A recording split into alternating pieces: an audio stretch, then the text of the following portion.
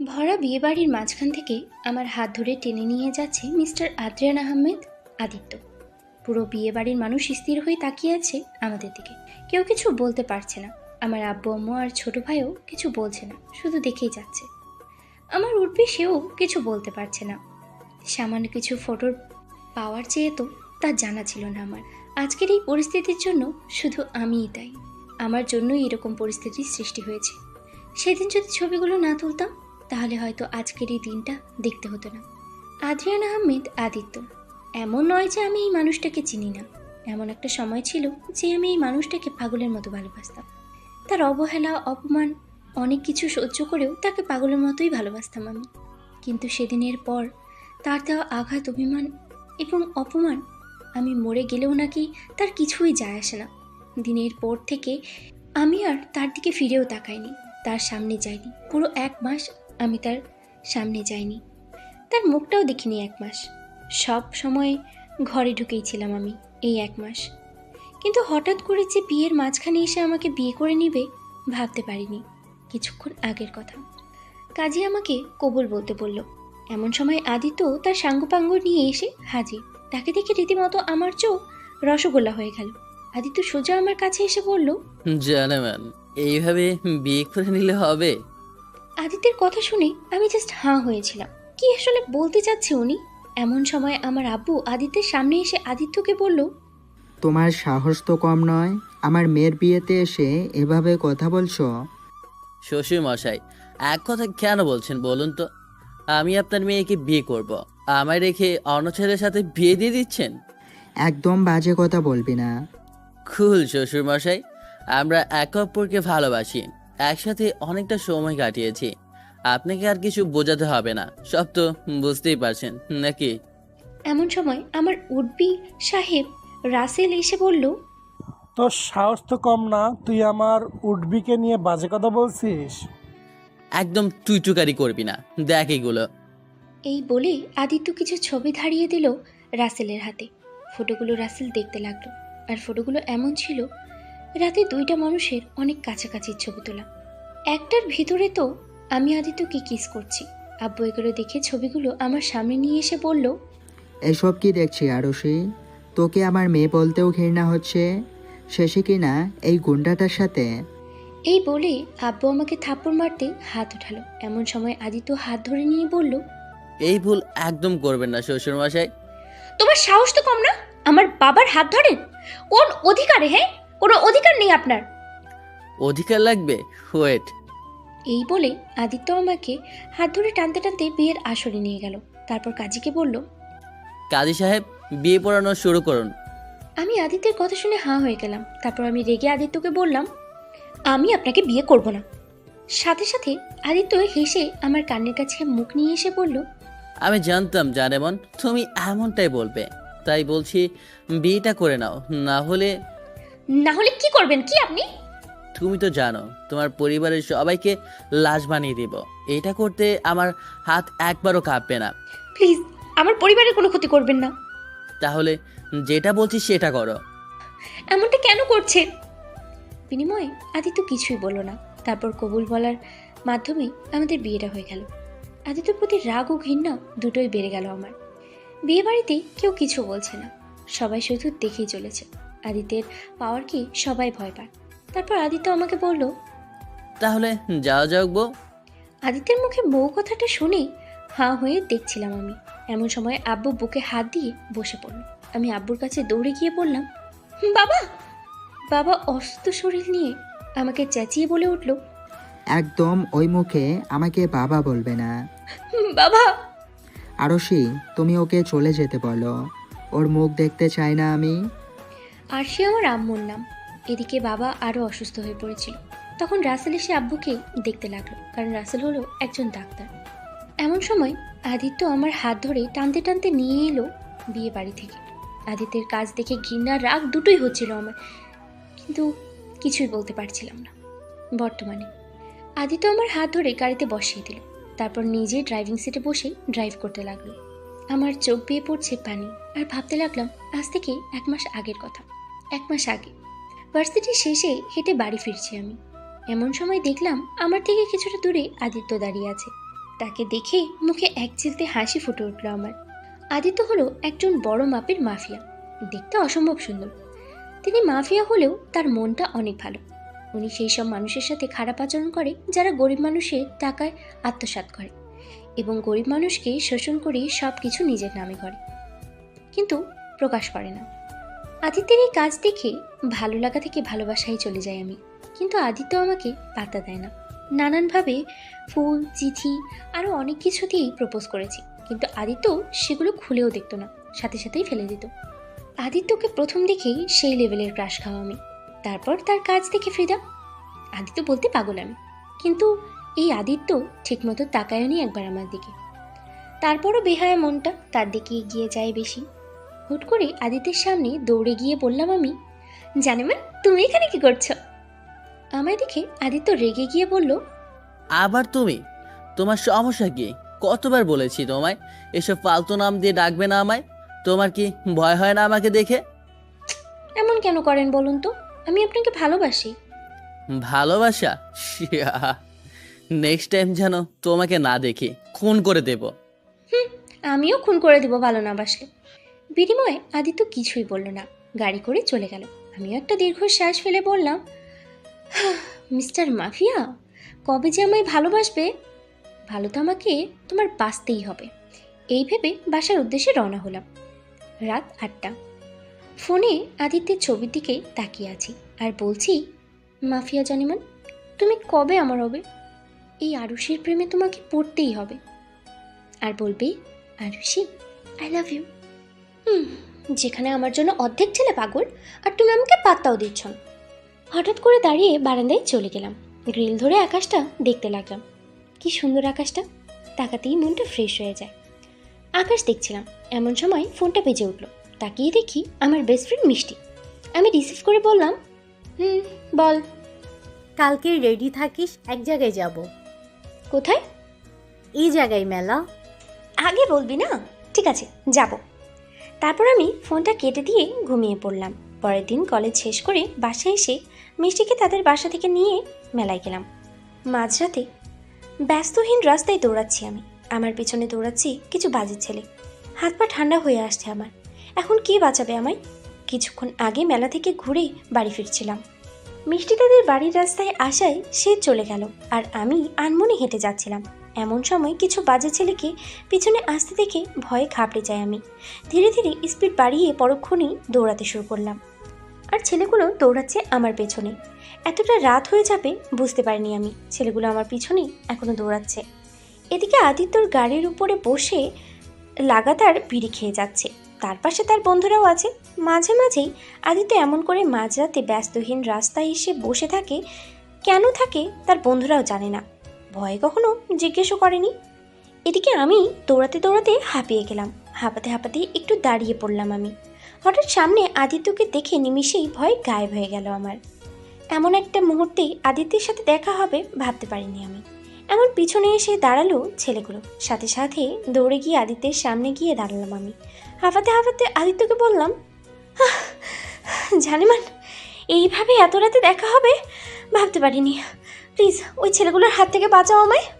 এদিকে আদিত্য এত রাতে একটা মেয়েলি কণ্ঠ শুনে অবাক হয়ে আর একবার সিগারেটটি টান দেয়, সামনে তাকায়, আবার আমাকে দেখে কিছু বলল না। সে হাতের ইশারা দিয়ে তার বন্ধুদেরকে আমার পেছনে ছেলেগুলোকে ইশারা করলো। সাথে সাথে আদিত্যের বন্ধুরা আমার পেছনে থাকা সেই ছেলেগুলোর দিকে দৌড় দিল। আদিত্যের বন্ধুদের দৌড়াতে দেখে আমার পেছনে থাকা ছেলেগুলো দৌড়ে পালিয়ে গেল। এদিকে আমি ছেলেগুলোকে পালাতে দেখে খুশি হয়ে আদিত্যকে বললাম, থ্যাংক ইউ জানোয়ার। এত রাতে এখানে কি করছো? ও কিছু না, বান্ধবীর সাথে মেলায় ঘুরতে গিয়েছিলাম। এমন সময় আদিত্যের বন্ধু এসে আদিত্যকে বলল, ভাই সবগুলো ভয়ে পালিয়েছে। চলে গেছে, ভালো হয়েছে। তা তোমরা এখানে এত রাতে কি করছো? একটু হাঁটতে বেরিয়েছিলাম। ও, গাড়ি করে হাঁটতে বেরিয়েছিলে? এত ভকভক না করে বাড়ি যাও, এত প্রশ্ন করো কেন? না না, এমনি জিজ্ঞেস করলাম। এই বলে আমি চুপ করে দাঁড়িয়ে রইলাম।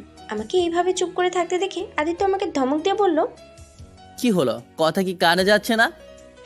একা যাবো না, আমার বাড়ি পৌঁছিয়ে দাও জানিমান। মাথা কি খারাপ হয়ে গেছে নাকি তোমার? আমার মাথা ঠিকই আছে। তোমার মাথা খারাপ হয়ে গেছে। আর একটু আগে কতগুলো বাজে ছেলে আমার পিছু নিল।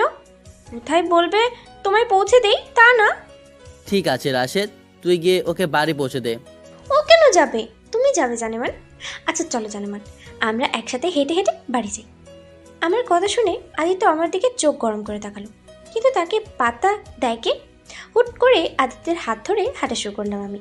আদিত্যের সাথে ওর বন্ধুরাও ছিল, তারা কিছু বললো না। আদিত্য নীরবতায় চললো আমার সাথে। আমি হাঁটছি আর আদিত্যের হাত ধরে নানান কথা বলছি। আমি আমার মতো বকবক করেই চলেছি, কিন্তু আদিত্য কোনো কথা বলছে না। ও ওর মতো বিড়ি খেয়েই চলেছে। হুট করে আমি আদিত্যের সামনে দাঁড়িয়ে পড়লাম আর তার হাত থেকে বিড়িটা নিয়ে মাটিতে ফেলে দিয়ে বললাম, আমি এত বকবক করছি আর তুমি? ডোন্ট কেয়ার ভাব নিয়েই বললাম। কিন্তু আদিত্য সাথে সাথে রেগে আমার হাত চেপে ধরে বলল, তোমার সমস্যা কি বলো তো? সারাদিন শুধু বক বক আর বক বক। কতবার বলেছি তোমায় বিয়ে করবো না আমি, অন্য কাউকে করবো, তবু তোমাকে না। কি? আমায় ছেড়ে অন্য কাউকে বিয়ে করলে খবর আছে তোমার। তোমাকে আমায় বিয়ে করতে হবে না, আমিই তোমাকে বিয়ে করব। আমি কিছুটা রেগেই কথাগুলো বললাম। কি যেন মনে করে হুট করে আদিত্যর পকেট থেকে ফোনটা বের করে উড়াধুরা ছবি তুলতে শুরু করলাম আমি। কেন করলাম জানা নেই আমার, ভালো লাগছিল। আদিত্য আমার কাজ দেখে রেগে বলল, এসব কি করছো তুমি? তুমি যেন আমাকে ছেড়ে অন্য কাউকে বিয়ে করতে না পারো তার ব্যবস্থা। এই বলে আদিত্যের খুব কাছের ছবি তোলার শুরু করে দিলাম আমি। আমার কাজ দেখে আদিত্য বিরক্ত হয়ে তার ফোনটা নেওয়ার জন্য লাফালাফি শুরু করে দিল, কিন্তু আমি দেব না। এক পর্যায়ে আমি আদিত্যর গালে কিস করে বসি, আর আমার হাতে ফোনের ক্যামেরায় অন থাকায় চাপ লেগে ছবি উঠে যায়। এমন কিছু হয়ে যাবে এটা আমি বা আদিত্য কেউ বুঝতে পারিনি। আদিত্য তার ফোনটা আমার হাত থেকে নিয়ে চেঁচিয়ে বলল, এসব কি করলে তুমি, বেয়াদব মেয়ে? আদিত্যের ধমকে কেঁপে উঠলাম আমি। পরক্ষণেই কিছু না ভেবে দৌড়ে আদিত্যের কাছ থেকে চলে এলাম আমি। জানি ওখানে থাকা মানে বিপদ, একটু বাড়াবাড়ি হয়ে গেছে, কিন্তু আমি ইচ্ছে করে করিনি। এদিকে আদিত্য রাগে গজগজ করতে করতে চলে গেল আর আমাকে হাজারটা গালি দিতে লাগলো। বেশি বার বেড়ে গেছে মেয়েটার। এসব বলতে বলতেই চলে গেল। এদিকে আমি বাড়ি এসে সোজা দৌড়ে রুমে গিয়ে দরজা বন্ধ করে দিয়ে জোরে জোরে শ্বাস ফেলতে লাগলাম। আমি একটা মুচকি হাসি দিয়ে ঘুমিয়ে পড়লাম। এভাবেই কাটছিল আমার আর আদিত্যর দিন। প্রতিদিন বিভিন্নভাবে আমি আদিত্যকে বিরক্ত করতাম, নানাভাবে জ্বালাতন করতাম, আর আদিত্য শুধুই আমাকে ইগনোর আর অপমান করত। আমি ভেবেছিলাম কখনো না কখনো আদিত্য আমাকে ভালোবাসবেই। আমার প্রতি একটু হলেও ফিলিংস ছিল আদিত্যের, কিন্তু আমার এই ধারণা ভুল প্রমাণিত হলো সেই দিন। আজকে ভার্সিটির নবীন বরণ অনুষ্ঠান। এবছরে আসলে যারা নতুন ভর্তি হয়েছে তাদের জন্য, আর আমি সিনিয়র হওয়ার জন্য তার দায়িত্ব আমাদের উপরেই পড়েছে। আজকে সবাই শাড়ি পরে যাবে ভার্সিটি, তাই আমিও শাড়ি পরে যাব ভাবতেই খুশি খুশি লাগছে। শাড়ি বরাবরই ফেভারিট আমার। একটা কলাপাতা রঙের শাড়ি পরে নিলাম আমি, মুখে হালকা মেকআপ, চোখে কাজল দিয়ে তৈরি আমি। এমন সময় রুমে আসলো বৃষ্টি, সেই শাড়ি পরেছে। তারপর দুজনে খুশি হয়ে চলে গেলাম ভার্সিটি। দুপুরের দিকে সব স্যার ম্যাডাম ভাষণ শেষ করে অনুষ্ঠান প্রায় শেষের দিকে একরাশ বিরক্তি মাথায় নিয়ে বসেছিলাম আমি।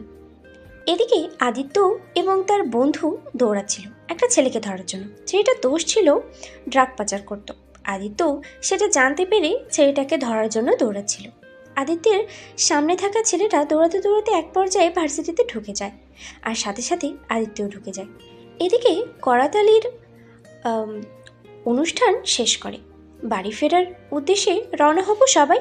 এমন সময় গুলির শব্দের সাথে সবাই দৌড়ানি দেখে ঘাবড়ে গেলাম আমি। সবাই দৌড়াচ্ছে এমন সময় মিষ্টি বলল, আরুষি তাড়াতাড়ি ছুটে আয়। ওর কথা মতো আমিও দৌড়াতে শুরু করলাম। এমন সময় কোথা থেকে যেন একটা ছেলে এসে আমার হাত ধরে টেনে আমার মাথায় বন্দুক ঠেকিয়ে বলল। ছেলেটির কথায় আমিও তাকালাম আদিত্যের দিকে। ভয়ে কলিজা কেঁপে উঠছে আমার। আবার কোথাও থেকে মন বলে উঠছিল আদিত্য বলবে আমায় ছেড়ে দিতে, কিন্তু না, ছেলেটির কাজে আদিত্য হাসল, হেসে বলল, তাই নাকি? তা দে না, ও আমার বউ নাকি অন্য কিছু যে তোকে ভয় পাবো আর ছেড়ে দেব? এদিকে আদিত্যের এমন কথা শুনে আমি হাঁ হয়ে গেলাম। আমি মরে গেলেও কিছু যায় আসে না আদিত্যের। মুহূর্তের মধ্যেই আদিত্যের প্রতি আমার সব ইচ্ছে স্বপ্ন ভেঙে চুরমার হয়ে গেল। সেদিন আদিত্যের দেওয়া আঘাত আমি মেনে নিতে পারি। আমি মরে গেলেও যার কিছুই যায় আসে না, সে যাই হোক কোনোদিন আমায় ভালোবাসতে পারবে না। এদিকে আদিত্যের কথা তালে তালে আদিত্যের বন্ধুরা পেছন থেকে ছেলেটাকে ধরে ফেলল আর আমায় ছাড়িয়ে ছেলেটাকে নিয়ে চলে গেল। ছেলেটি ছেড়ে দিতেই মিষ্টি এসে ধরলো আমায়। মুহূর্তের মধ্যেই সব কালো অন্ধকারে ডুবে গেলাম। অতিরিক্ত ভয় আর আদিত্যের দেওয়া আঘাত দুটো একসাথে মস্তিষ্কের কোনো এক কোণে ধাক্কা মারল, আর আমি জ্ঞান হারালাম। সেদিনের পর থেকে আরুষি আর আদিত্যকে জ্বালাতন করে না, আর না কখনো ওর সামনে গেছে। পুরো 1 মাস ঘরবন্দি থেকেছে আরুষি। না কারোর সাথে কোনো কথা বলেছে সে, শুধু রুমের ভিতরে বসে সব স্মৃতি একে একে দাফন দিয়েছে সে। এর ভিতরে তার বাবাও তাকে বিয়ের জন্য চাপ দিচ্ছিল, আর সেও রাজি হয়ে যায়। কিন্তু এইভাবে হুট করে আদিত্য এমন কিছু করবে সেটা কল্পনার বাইরেই ছিল আরুষির। বর্তমানে কি হলো? গাড়ি থেকে বের হও, আমরা এসে গেছি। হঠাৎ আদিত্যের মুখে এমন কথা শুনে কল্পনার জগৎ থেকে বাইরে এলাম আমি। মিটমিট চোখে তাকিয়ে দেখলাম ইহা বড় একটা বাড়ি। আমি বের হলাম না গাড়ি থেকে। আমার কাজ দেখে আমাকে কোলে তুলে নিল আদিত্য। আদিত্যের এমন কাজ দেখে আমি অবাক হয়ে তাকালাম আদিত্যের দিকে। কষ্ট হচ্ছে আমার পুরনো কথাগুলো ভেবে। শুধু মস্তিষ্কের কোণে একটা কথাই বাজলো আমার, কেন এমন করলো সে? কেন এমন করলো আদিত্য? তারপর আদিত্য আমায় কোলে করে নিয়ে এসে একটা তুলতুলে সাদা বিছানায় বসিয়ে দিল। রাগ হচ্ছে ভীষণ আমার। আমি রেগে আদিত্যকে বললাম, কি হচ্ছে কি এসব?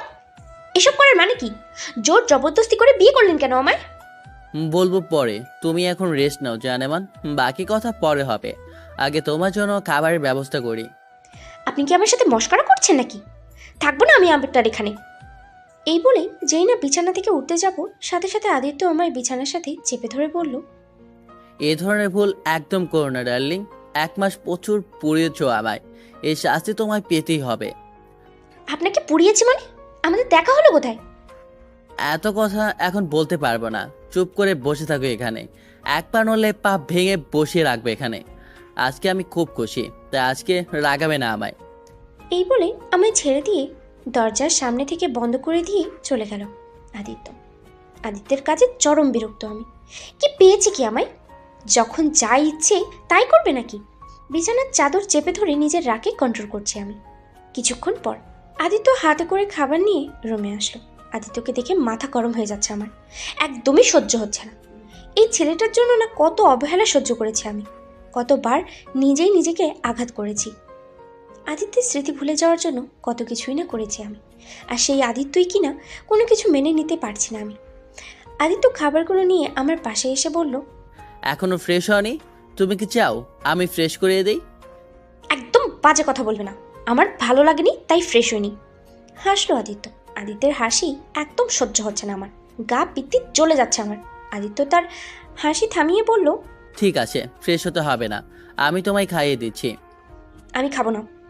বেশি বাড়াবাড়ি করছো তুমি। বাড়াবাড়ি করছি? বেশ করছি। কি পেয়েছেন কি? যা বলবেন তাই করতে হবে নাকি? আপনি চেয়েছেন আপনার জীবন থেকে সরে যাই আমি, সরে গিয়েছি আমি। তাহলে আজ কেন আপনি এমন করলেন? উত্তর দিন আমায়।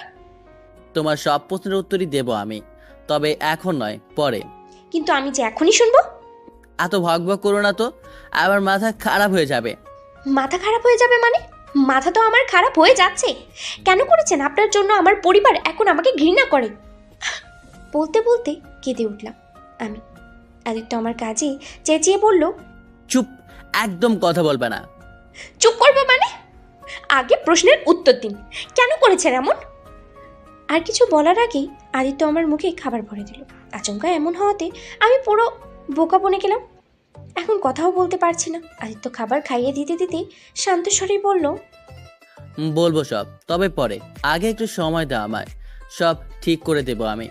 আদিত্যের এই সান্ত্বনা একদমই সহ্য হচ্ছে না আমার। জোর জবরদস্তি করে আদিত্য আমায় খাবার খাইয়ে দিয়ে বলল, তুমি ফ্রেশ হয়ে ঘুমিয়ে পড়ো। আমি ফ্রেশ হব না, এইভাবেই থাকবো। বেশি বাড়াবাড়ি করলে কিন্তু আমি তোমাকে ফ্রেশ করিয়ে দেব। উল্টোপাল্টা কথা একদম বলবেন না আমায়। আপনাকে সহ্য হচ্ছে না আমার, রুম থেকে বেরিয়ে যান। চেঁচিয়ে কথাটা বললাম আমি। চেঁচাতে চেঁচাতে এক পর্যায়ে খেদেই উঠলাম আমি। আদিত্য কিছুটা ঘাবড়ে গেল আমার কাজে। শেষমেশ সে কিছু না বলে রুম থেকে বেরিয়ে যায়। আদিত্য যেতেই আমি কাঁদতে কাঁদতে বিছানায় শুয়ে পড়ি আর ঘুমিয়ে পড়লাম। আমার একদম সহ্য হচ্ছে না আদিত্যকে। এদিকে ড্রিঙ্কস হাতে নিয়ে বসে আছে আদিত্য। এই 1 মাস দিনগুলো কিভাবে কেটেছে ভাবতেই অবাক হয় আদিত্য। এই 1 মাসে আদিত্য বুঝতে পেরেছে আরুষির প্রতি তার অনুভূতি আর ভালোবাসা। কথায় আছে না, কাছে থাকলে কেউ বুঝতে পারে না গুরুত্ব কতটা, দূরে গেলেই বোঝা যায় তার শূন্যতা। আদিত্যও বুঝেছে আরুষির শূন্যতা। এমনটা নয় যে সে খুব কষ্ট পাচ্ছে আরুষির ব্যবহারে, সেও কম অবহেলা করেনি আরুষিকে। আর সেই অবহেলার যন্ত্রণা পেয়েছে আদিত্য এই 1 মাস। চোখ বন্ধ করে আদিত্য ভাবতে লাগলো সেই পুরনো দিনগুলোর কথা, আগের দিনগুলো। প্রায় 1 সপ্তাহ হয়ে গেছে আরুষির সাথে দেখা হয়নি আদিত্যের। প্রথম প্রথম ভালো লাগলেও পরে ভালো লাগেনি আদিত্যের। ভেতরে ভেতরে আরুষির শূন্যতা অনুভব করেছে সে। আরুষির পাগলামি মনে করে হঠাৎ করে হেসে উঠেছে আদিত্য। আচমকা এমন হেসে ওঠায় তার বন্ধুরা অবাক হয়। রাশেদ অবাক হয়ে জিজ্ঞেস করে আদিত্যকে, কি হলো ভাই? না, তেমন কিছু নয়, বাদ দে। ও আচ্ছা ভাই। আচ্ছা, ওই মেয়েটাকে আর দেখছি না কেন বলতো? আগে তো রোজ 3 থেকে 4 বার সামনে আসতো। আদিত্যের কথা শুনে তার বন্ধু রাশেদ অবাক হয়ে আদিত্যকে জিজ্ঞেস করে। ভাই আপনি কি মেয়েটাকে মিস করছেন? সাথে সাথে আদিত্য চমকে উঠল। কাঁপা কাঁপা গলায় রাশেদকে বলল, মিস করতে যাবো কেন, এমনি বললাম। ও আচ্ছা ভাই, জানি না, গত কয়েকদিন ধরে আমরাও দেখিনি মেয়েটাকে। ঠিক আছে, বাদ দে। ঠিক আছে ভাই। এই বলে আদিত্য টপিক চেঞ্জ করে নিল। আদিত্য নিজেও অবাক, সে কি মেয়েটাকে সত্যি মিস করতেছে নাকি? ধর, যা হয়েছে ভালো হয়েছে, আর মেয়েটার স্টুপিড কাণ্ডগুলো দেখতে হবে না, এইসব ভেবে আদিত্য নিজের কাজেই মন দেয়। কিন্তু যত দিন যাচ্ছিল আরুষির প্রতি আদিত্য তার শূন্যতা বেড়েই যাচ্ছিল। একটা সময় সত্যি সত্যি আদিত্য মিস করতে শুরু করে আরুষিকে। আরুষির করা পাগলামিগুলো খুব মনে পড়ে তার। রাতে ঘুমও হয় না ঠিক মতো আদিত্যের। ধীরে ধীরে আদিত্য দিশেহারা হয়ে পড়ে আরুষির জন্য। এভাবেই কাটছিল দিন। ড্রিঙ্ক হাতে বসেছিল আদিত্য। এমন সময় তার বন্ধুরা এসে তার পাশে বসে। আদিত্য নেশাগ্রস্ত অবস্থায় রাশেদকে জিজ্ঞেস করে, মেয়েটার কোনো খবর পেলি? ভাই খবর তো পাইনি, শুধু শুনেছি মেয়েটাকে কয়েকদিন যাবৎ ভার্সিটি আসছে না। ভার্সিটি? ভার্সিটির নামটা শুনেই আদিত্যের সেই দিনের ঘটনা মনে পড়ে গেল। এমন সময় রাশেদ বলে উঠল, ভাই যতদূর মনে পড়ে মেয়েটা লাস্ট সেই দিন ভার্সিটি গিয়েছিল, হয়তো সেই দিন ভয় পেয়েছিল, সেই দিন ওর মাথায় গুলি ধরেছিল আরাফ। যে করে হোক মেয়েটাকে খুঁজে বের কর, মেয়েটাকে আমার চাই, মানে চাই। ঠিক আছে ভাই, চেষ্টা করছি আমরা। এই বলে আদিত্যের লোকেরা চলে গেল। আর আদিত্য ড্রিঙ্ক করতে করতে মেঝেতেই ঘুমিয়ে পড়ে। এদিকে রাশেদ নিজেও বুঝতে পারছে না আদিত্যের কাণ্ড। এতদিন মেয়েটা আসতো বলে বিরক্ত হয়েছে, আজ আসছে না বলে বিরক্ত হচ্ছে। অদ্ভুত। পরের দিন রাশেদের ডাকে ঘুম ভাঙে আদিত্যের। আদিত্যের ঘুম ভাঙতেই রাশেদ অবাক হয়ে জিজ্ঞেস করে, ভাই আপনি কি সারা রাত মেঝেতে ছিলেন নাকি? ওসব বাদ দে, আগে বল মেয়েটার কোনো খবর পেয়েছিস? পেয়েছি, তবে কি তবে? ভাই মেয়েটার বিয়ে ঠিক হয়ে গেছে, 2 দিন পর তার বিয়ে। রাশেদের কথা শুনে আদিত্য রেগে গিয়ে রাশেদের কলার চেপে ধরে বলে, এসব কি বলতেছিস? এটা হতে পারে না। মুহূর্তেই আদিত্যের মাথা খারাপ হয়ে যায়। বুকের বাঁ পাশে চিনচিন ব্যথা অনুভব হয় তার। পুরো রুমের জিনিসপত্র ভেঙে চুরমার করে দেয়। সে কিছুতেই মেনে নিতে পারেনি আরুষির বিয়ে। শেষে আদিত্যের মাথায় ওই ছবিগুলোর কথা মনে পড়ে, আর বিয়ের দিন বর্তমানে। ভাই ভাবির জন্য জামা কাপড় কিনে আনতে বলেছিলেন না, এই যে এনেছি। হঠাৎ রাশেদের কণ্ঠ শুনে আদিত্য তার কল্পনার জগৎ থেকে বেরিয়ে এলো। আনমনেই বলে উঠল সে, কি? ভাই ভাবির জন্য জামা কাপড়। ও, ওগুলো এখানে রেখে যা তোরা। ঠিক আছে ভাই। এই বলেই চলে যায় রাশেদ। আবারও ড্রিঙ্ক 1 গ্লাসে চুমুক দেয় আদিত্য। রাত 2:45। আদিত্য ঢুলতে ঢুলতে আরুষির রুমে ঢুকলো। আরুষি ঢুলতে ঢুলতে গিয়ে বসে পড়ল আরুষির পাশে। আনমনে ঘুমিয়ে আছে আরুষি, মায়াবী তার মুখ। আনমনি আদিত্যের হাত চলে যায় আরুষির গালে। এদিকে আচমকা গালে কারো স্পর্শ পেতেই হালকা নড়ে উঠল আরুষি। হাসলো আদিত্য। আনমনি বলে উঠল সে, যখন তুমি আমার কাছে ছিলে তখন হয়তো বুঝতে পারিনি তোমার জায়গা কোথায় আমার কাছে। এখন যখন বুঝে গেছি একবার, আর ছাড়ছি না তোমায়, সব সময় আগলে রাখবো। তোমার অভিমান ভাঙিয়ে নতুন করে শুরু করবো সব কিছু। এটুকু বলেই আরুষির গালে একটা চুমু দেয় আদিত্য। তারপর চুপটি করে আরুষির পাশে গিয়ে শুয়ে আরুষিকে জড়িয়ে ধরে বলল, অনেকদিন ঘুম হয়নি আমার, আজকে আরামে ঘুম দেবো আমি। এটুকু বলেই ঘুমিয়ে পড়ে আদিত্য আরুষিকে জড়িয়ে ধরে। আর আরুষি সে হয়তো আদিত্যের বলা কথাগুলো শুনতেই পায়নি। শুনলে হয়তো খুশি হতো, কিংবা হয়তো না। এদিকে শক্ত করে জড়িয়ে ধরে আছে। বসতেই ঘুম ভাঙলো আমার।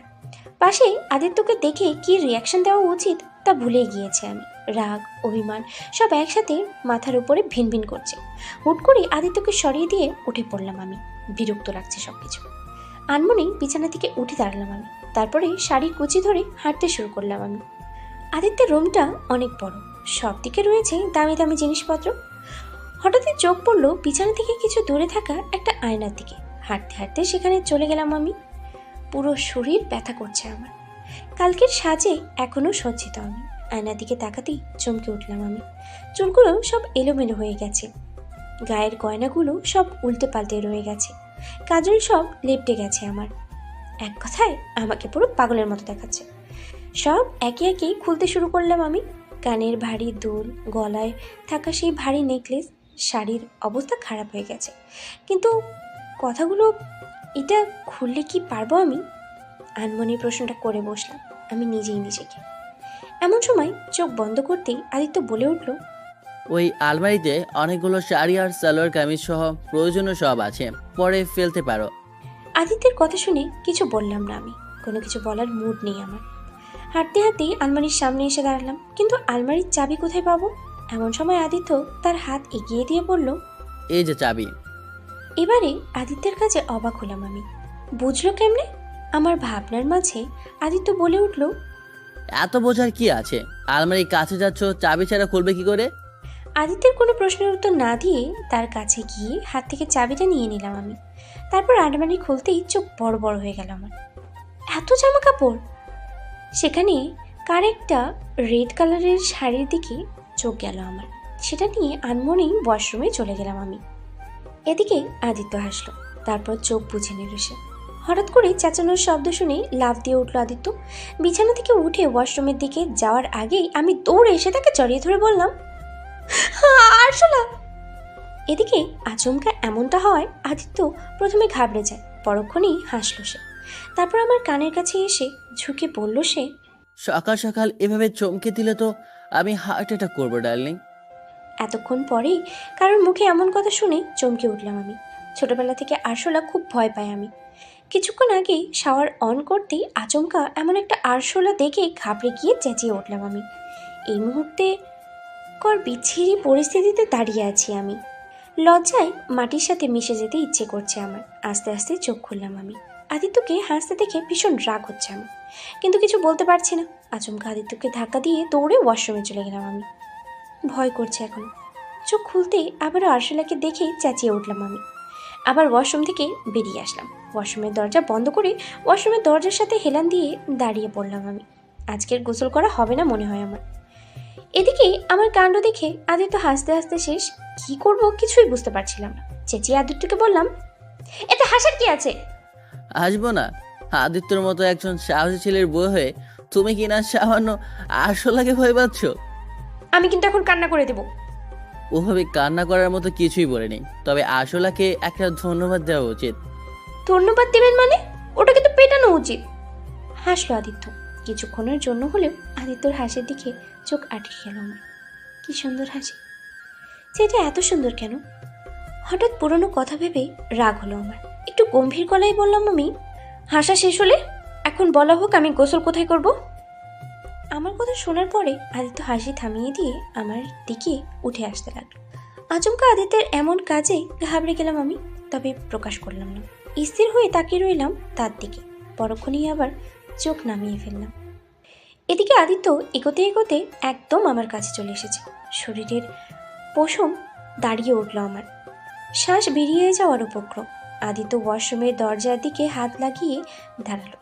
তার এমন কাজে ঘাবড়ে গেছি আমি। ভয়ে হাত পা ঠান্ডা হয়ে আসছে আমার। আচমকা আদিত্য ঝুঁকে পড়লো আমার দিকে। সাথে সাথে চোখ বন্ধ করে নিলাম আমি। এদিকে আদিত্য আরুষির কাছে হাসলো। তারপর আরুষির কানের কাছে ঝুঁকে বলে উঠল সে, এভাবে ভেজা অবস্থায় সামনে আসলে নিজেকে কন্ট্রোল করার দায় হয়ে যাবে সুন্দরী। আদিত্যের মুখে এমন কথা শুনে পুরোই শক খেলাম আমি। এতক্ষণ পর মনে পড়েছে যে আমি ভেজা অবস্থায় ছিলাম। ছি ছি, কি একটা বিচ্ছিরি অবস্থা! আমি রাগে লোক নিয়ে তাকালাম, ইচ্ছে করছে শালা মাথাটা বাড়ি মেরে ফাটিয়ে দিই। হুট করে আদিত্য ওয়াশরুমের দরজা খুলে ভেতরে চলে গেল। চারপাশে তাকিয়ে কোথাও আরশোলা না দেখে বলে উঠল সে। চলে গেছে, এখন গোসল করে নাও। আদিত্যের কথা শুনে পেছন থেকে টিপ টিপ চোখে তাকালাম আমি চারপাশে। সত্যি নেই কি বাজে আরশোলা মাইরি? উফ, বাঁচা গেল। তারপর আদিত্য চলে গেল, আমিও ওয়াশরুমের দরজা বন্ধ করে দিলাম। এদিকে আদিত্য হাসতে হাসতে শেষ। আসলেই পাগলি একটা।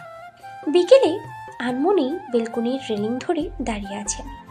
কষ্ট হচ্ছে খুব। পরিবারের সবাই আমাকে ঘৃণা করছে। কোথাও না কোথাও এসবের জন্য আমিই দায়ী। কিন্তু এখনো বুঝলাম না আদিত্য এমন কিছু কেন করলো।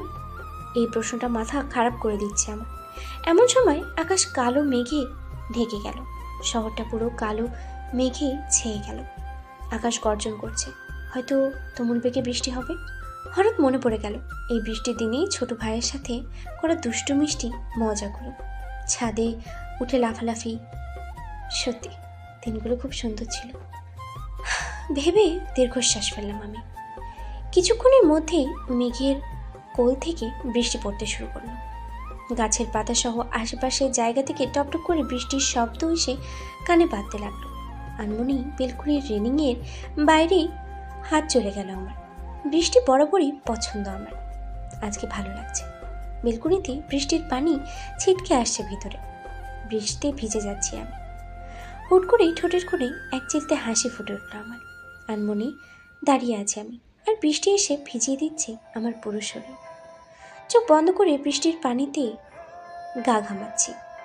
এদিকে আদিত্য রুমে এসে দেখলো পুরো রুম অন্ধকার ঢেকে গেছে, তবে বাইরে বিন্দু আলোতে সবটা দেখা যাচ্ছে।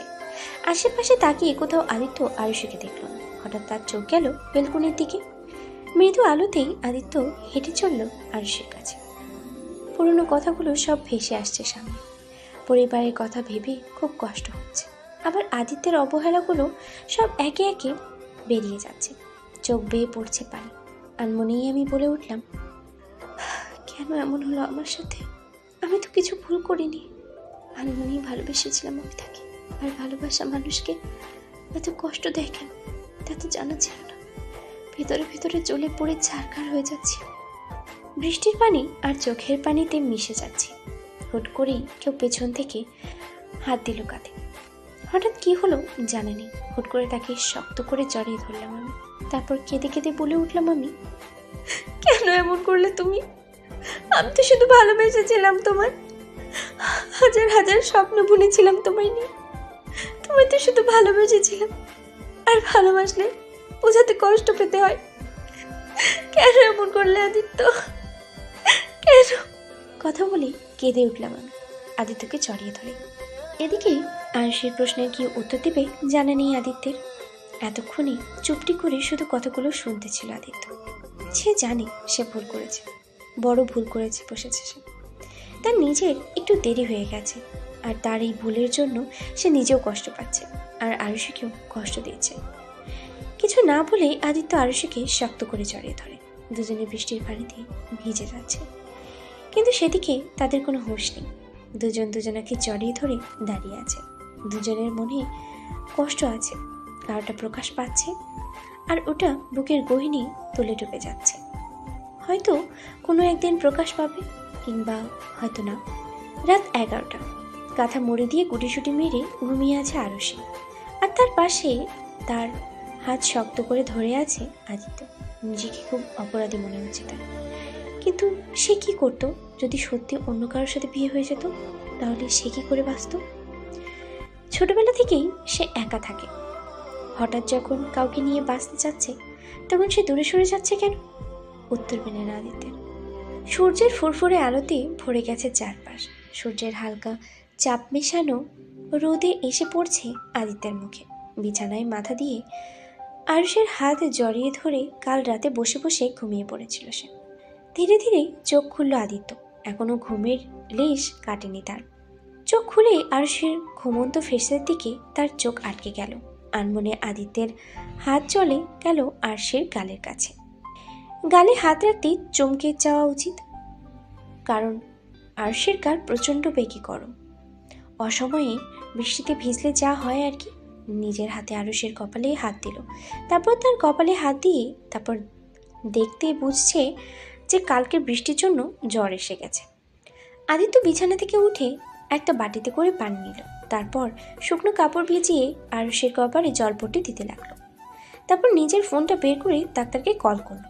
কিছুক্ষণের মধ্যেই ডক্টর চলে আসলো। আরুষিকে দেখে কিছু ওষুধের নাম লিখে দিল আর কয়েক ঘন্টা পর পর মাথায় জলপট্টি দিতে বলল। আদিত্য তার লোকদের বলে ওষুধ আনিয়ে নিল। এদিকে টিপটিপি চোখ মেলে তাকালাম আমি, অসম্ভব ক্লান্ত যে নিজেকে চোখ দিয়ে মনে হচ্ছে যে পানি পড়ছে আমার আপনা আপনি।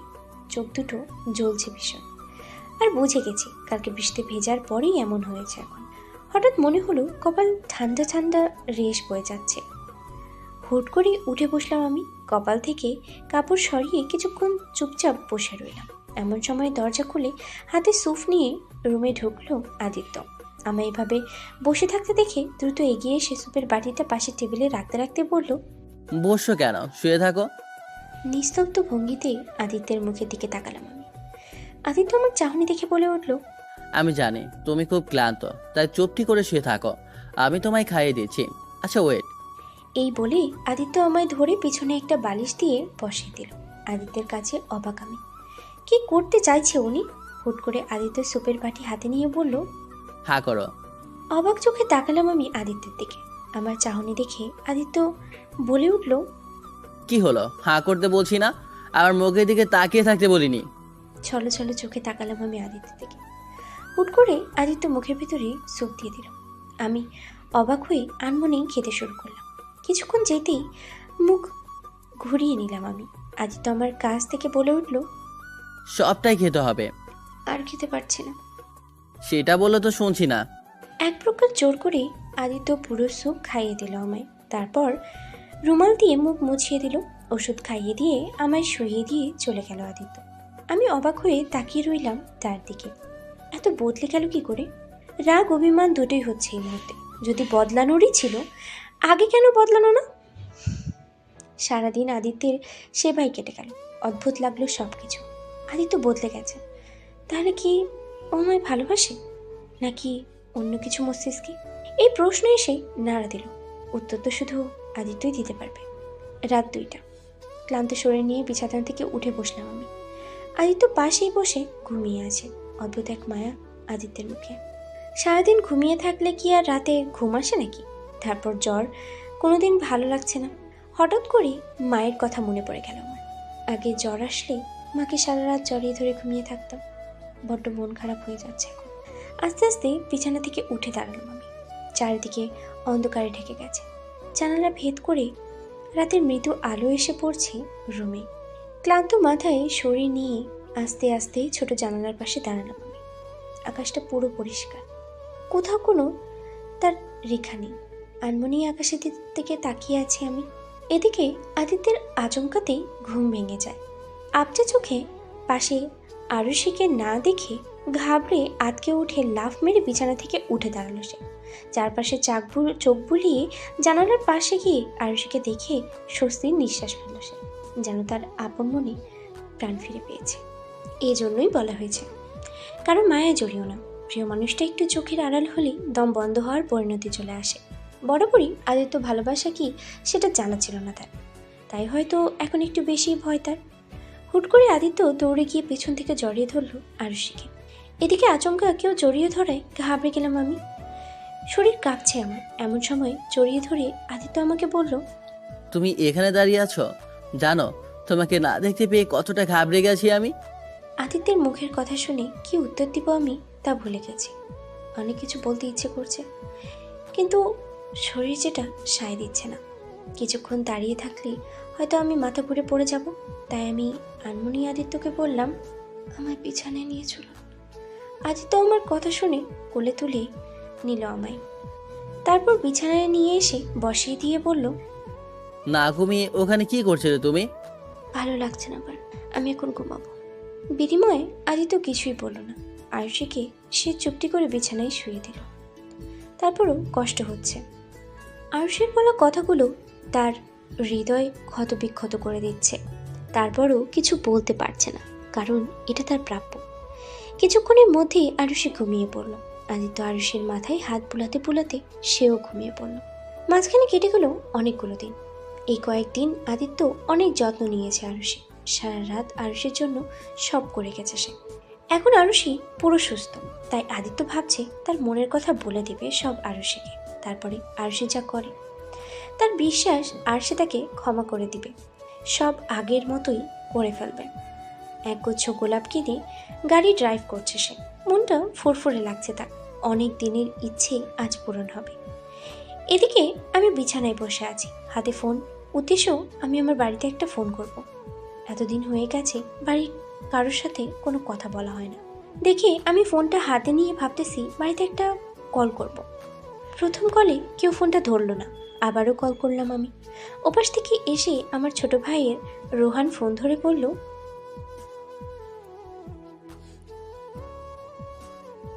ভাই কেমন আছিস তুই?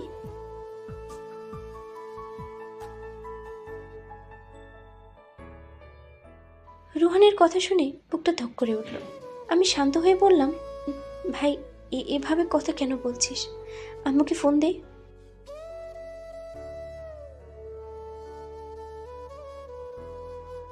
রোহানের কথা শুনে কষ্ট হচ্ছে আমার, তাই আমি কাঁদতে কাঁদতে বলে উঠলাম, বিশ্বাস কর ভাই, আমি কিছু করিনি।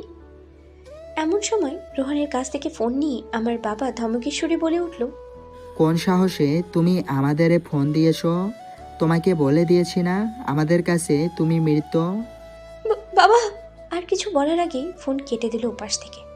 আর আমি বারবার বললেও কেউ ফোন তুলল না। তারপর কাঁদতে কাঁদতে আমি নিজেই নিজেকে বলে উঠলাম, কি করে বোঝাই তোমাদেরকে, আমি কিছু করিনি, আমি কিছু করিনি। চেঁচিয়ে চেঁচিয়ে কাঁদতে লাগলাম আমি। বিছানায় চাদর উলট পালট করে ফেলেছি আমি। যন্ত্রণায় বুকটা ফেটে যাচ্ছে আমার। ছোট ভাইটাও আজ আমার সাথে খারাপ ব্যবহার করেছে, যেটা মোটেও মেনে নিতে পারছি না আমি। এদিকে কিছুক্ষণ পর আদিত্য রুমে ঢুকে রুমের অবস্থা থেকে চমকে উঠল সে। আর সে সামনে গিয়ে বলল, এসব কি করছো তুমি? কি হয়েছে? আদিত্যের কথা শুনে রেগে যাই আমি। আদিত্যের কলার চেপে ধরে বলে উঠলাম আমি, এমন কেন করছেন আপনি? আপনার জন্য আজ আমার এই অবস্থা। কে বলেছিল এভাবে বিয়ে করতে? শুধুমাত্র আপনার জন্য আজ আমার পুরো পরিবার ঘৃণা করছে আমাকে। কেউ আমার সাথে কথা পর্যন্ত বলতে চাচ্ছে না। কি ভুল ছিল আমার? আপনি চেয়েছিলেন আমি আপনার লাইফ থেকে সরে যাই, সরে এসেছি। তাহলে কেন এমন করছেন? কেন? বলতে বলতে ডুকরে ডুকরে কেঁদে দিলাম আমি। আদিত্য হুট করেই বলে উঠল, ভালোবাসি আমি তোমায়। আদিত্যের কথা শুনে হাসলাম আমি। তারপর আমি আদিত্যকে উদ্দেশ্য করে বললাম, ভালোবাসা? হাসালেন তো মিস্টার আদ্রিয়ান আহমেদ আদিত্য। আপনার মুখে ভালোবাসার কথা মানায় না। যে আমার মৃত্যুর কথা শুনে ভয় পায় না, সে যাই হোক আমায় ভালোবাসতে পারে না। কেন বুঝতে পারছো না? আমি সত্যি কথাই বলছি। আপনাকে আমার কিচ্ছু বোঝাতে হবে না। বেরিয়ে যান রুম থেকে। আমার আপনাকে সহ্য হচ্ছে না। বেরিয়ে যান বলছি। আমার কথাটা তো শোনো। আমি আপনার কোনো কথা শুনতে চাই না। বেরিয়ে যান রুম থেকে। আদিত্য আর কিছু বলতে পারল না। রুম থেকে বেরিয়ে যায় সে। আর সে চেঁচিয়ে কেঁদে উঠল। সে ভুল করেছে আদিত্যের মতো একটা মানুষকে ভালোবেসে। এদিকে আরুষের বলা কথাগুলো ছুরির মতো আঘাত করছে আদিত্যের বুকে। না, সে কিছু বলতে পারছে না, কিছু করতেও পারছে না। আদিত্যের একটা রুমে ঢুকে সজোরে গোলাপ ফুলগুলো ছিঁড়ে ফেলে দিল। ড্রিঙ্কসের বোতল নিয়ে বসে পড়ল নিচে। তারপর একটা ছবির দিকে তাকিয়ে বলে উঠল সে, কেন সবসময় আমার সাথে এমন হয় মা?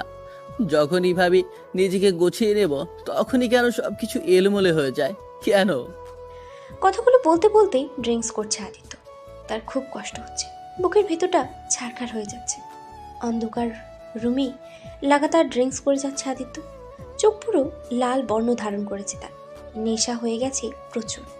তারপর আদিত্য ড্রিঙ্কস করা থামাচ্ছে না, কারণ তার কষ্ট একেবারেই কমছে না। একের পর এক মদের বোতল খালি করছে সে। এক পর্যায়ে নিজেই শুয়ে পড়েছে নিচে আদিত্য। এদিকে অগোছালো বিছানার অবস্থাতেই শুয়ে আছি আমি। কোনোভাবেই ঘুম আসছে না আমার, কষ্ট হচ্ছে খুব। একদিকে আদিত্য, অন্যদিকে তার আমার পরিবার। দুই দিকে দুইটাই কষ্ট দিচ্ছে আমাকে। আদিত্য তো বলেছে আমায় ভালোবাসে, তাহলে আমি কেন এখন মেনে নিতে পারছি না তাকে? ভালো লাগছে না কিছু। পুরো পরিবার কষ্ট পাচ্ছে শুধুমাত্র আদিত্যের কারণে। এটাই হয়তো ওকে মেনে নেওয়ার প্রধান কারণ আমার। হুট করে বিছানা থেকে উঠে দাঁড়ালাম আমি। ঘড়ির দিকে তাকাতেই 2:02। রাত তো অনেক হয়েছে, তাহলে ঘুম কেন আসছে না আমার? হঠাৎ কি মনে করে বিছানা থেকে উঠেই দরজার কাছে চলে গেলাম। আমি আস্তে আস্তে দরজা খুলে ফেললাম। অবাক হলাম, দরজা খোলা ছিল নাকি? হুট করে রুমের বাইরে বেরিয়ে আসলাম আমি।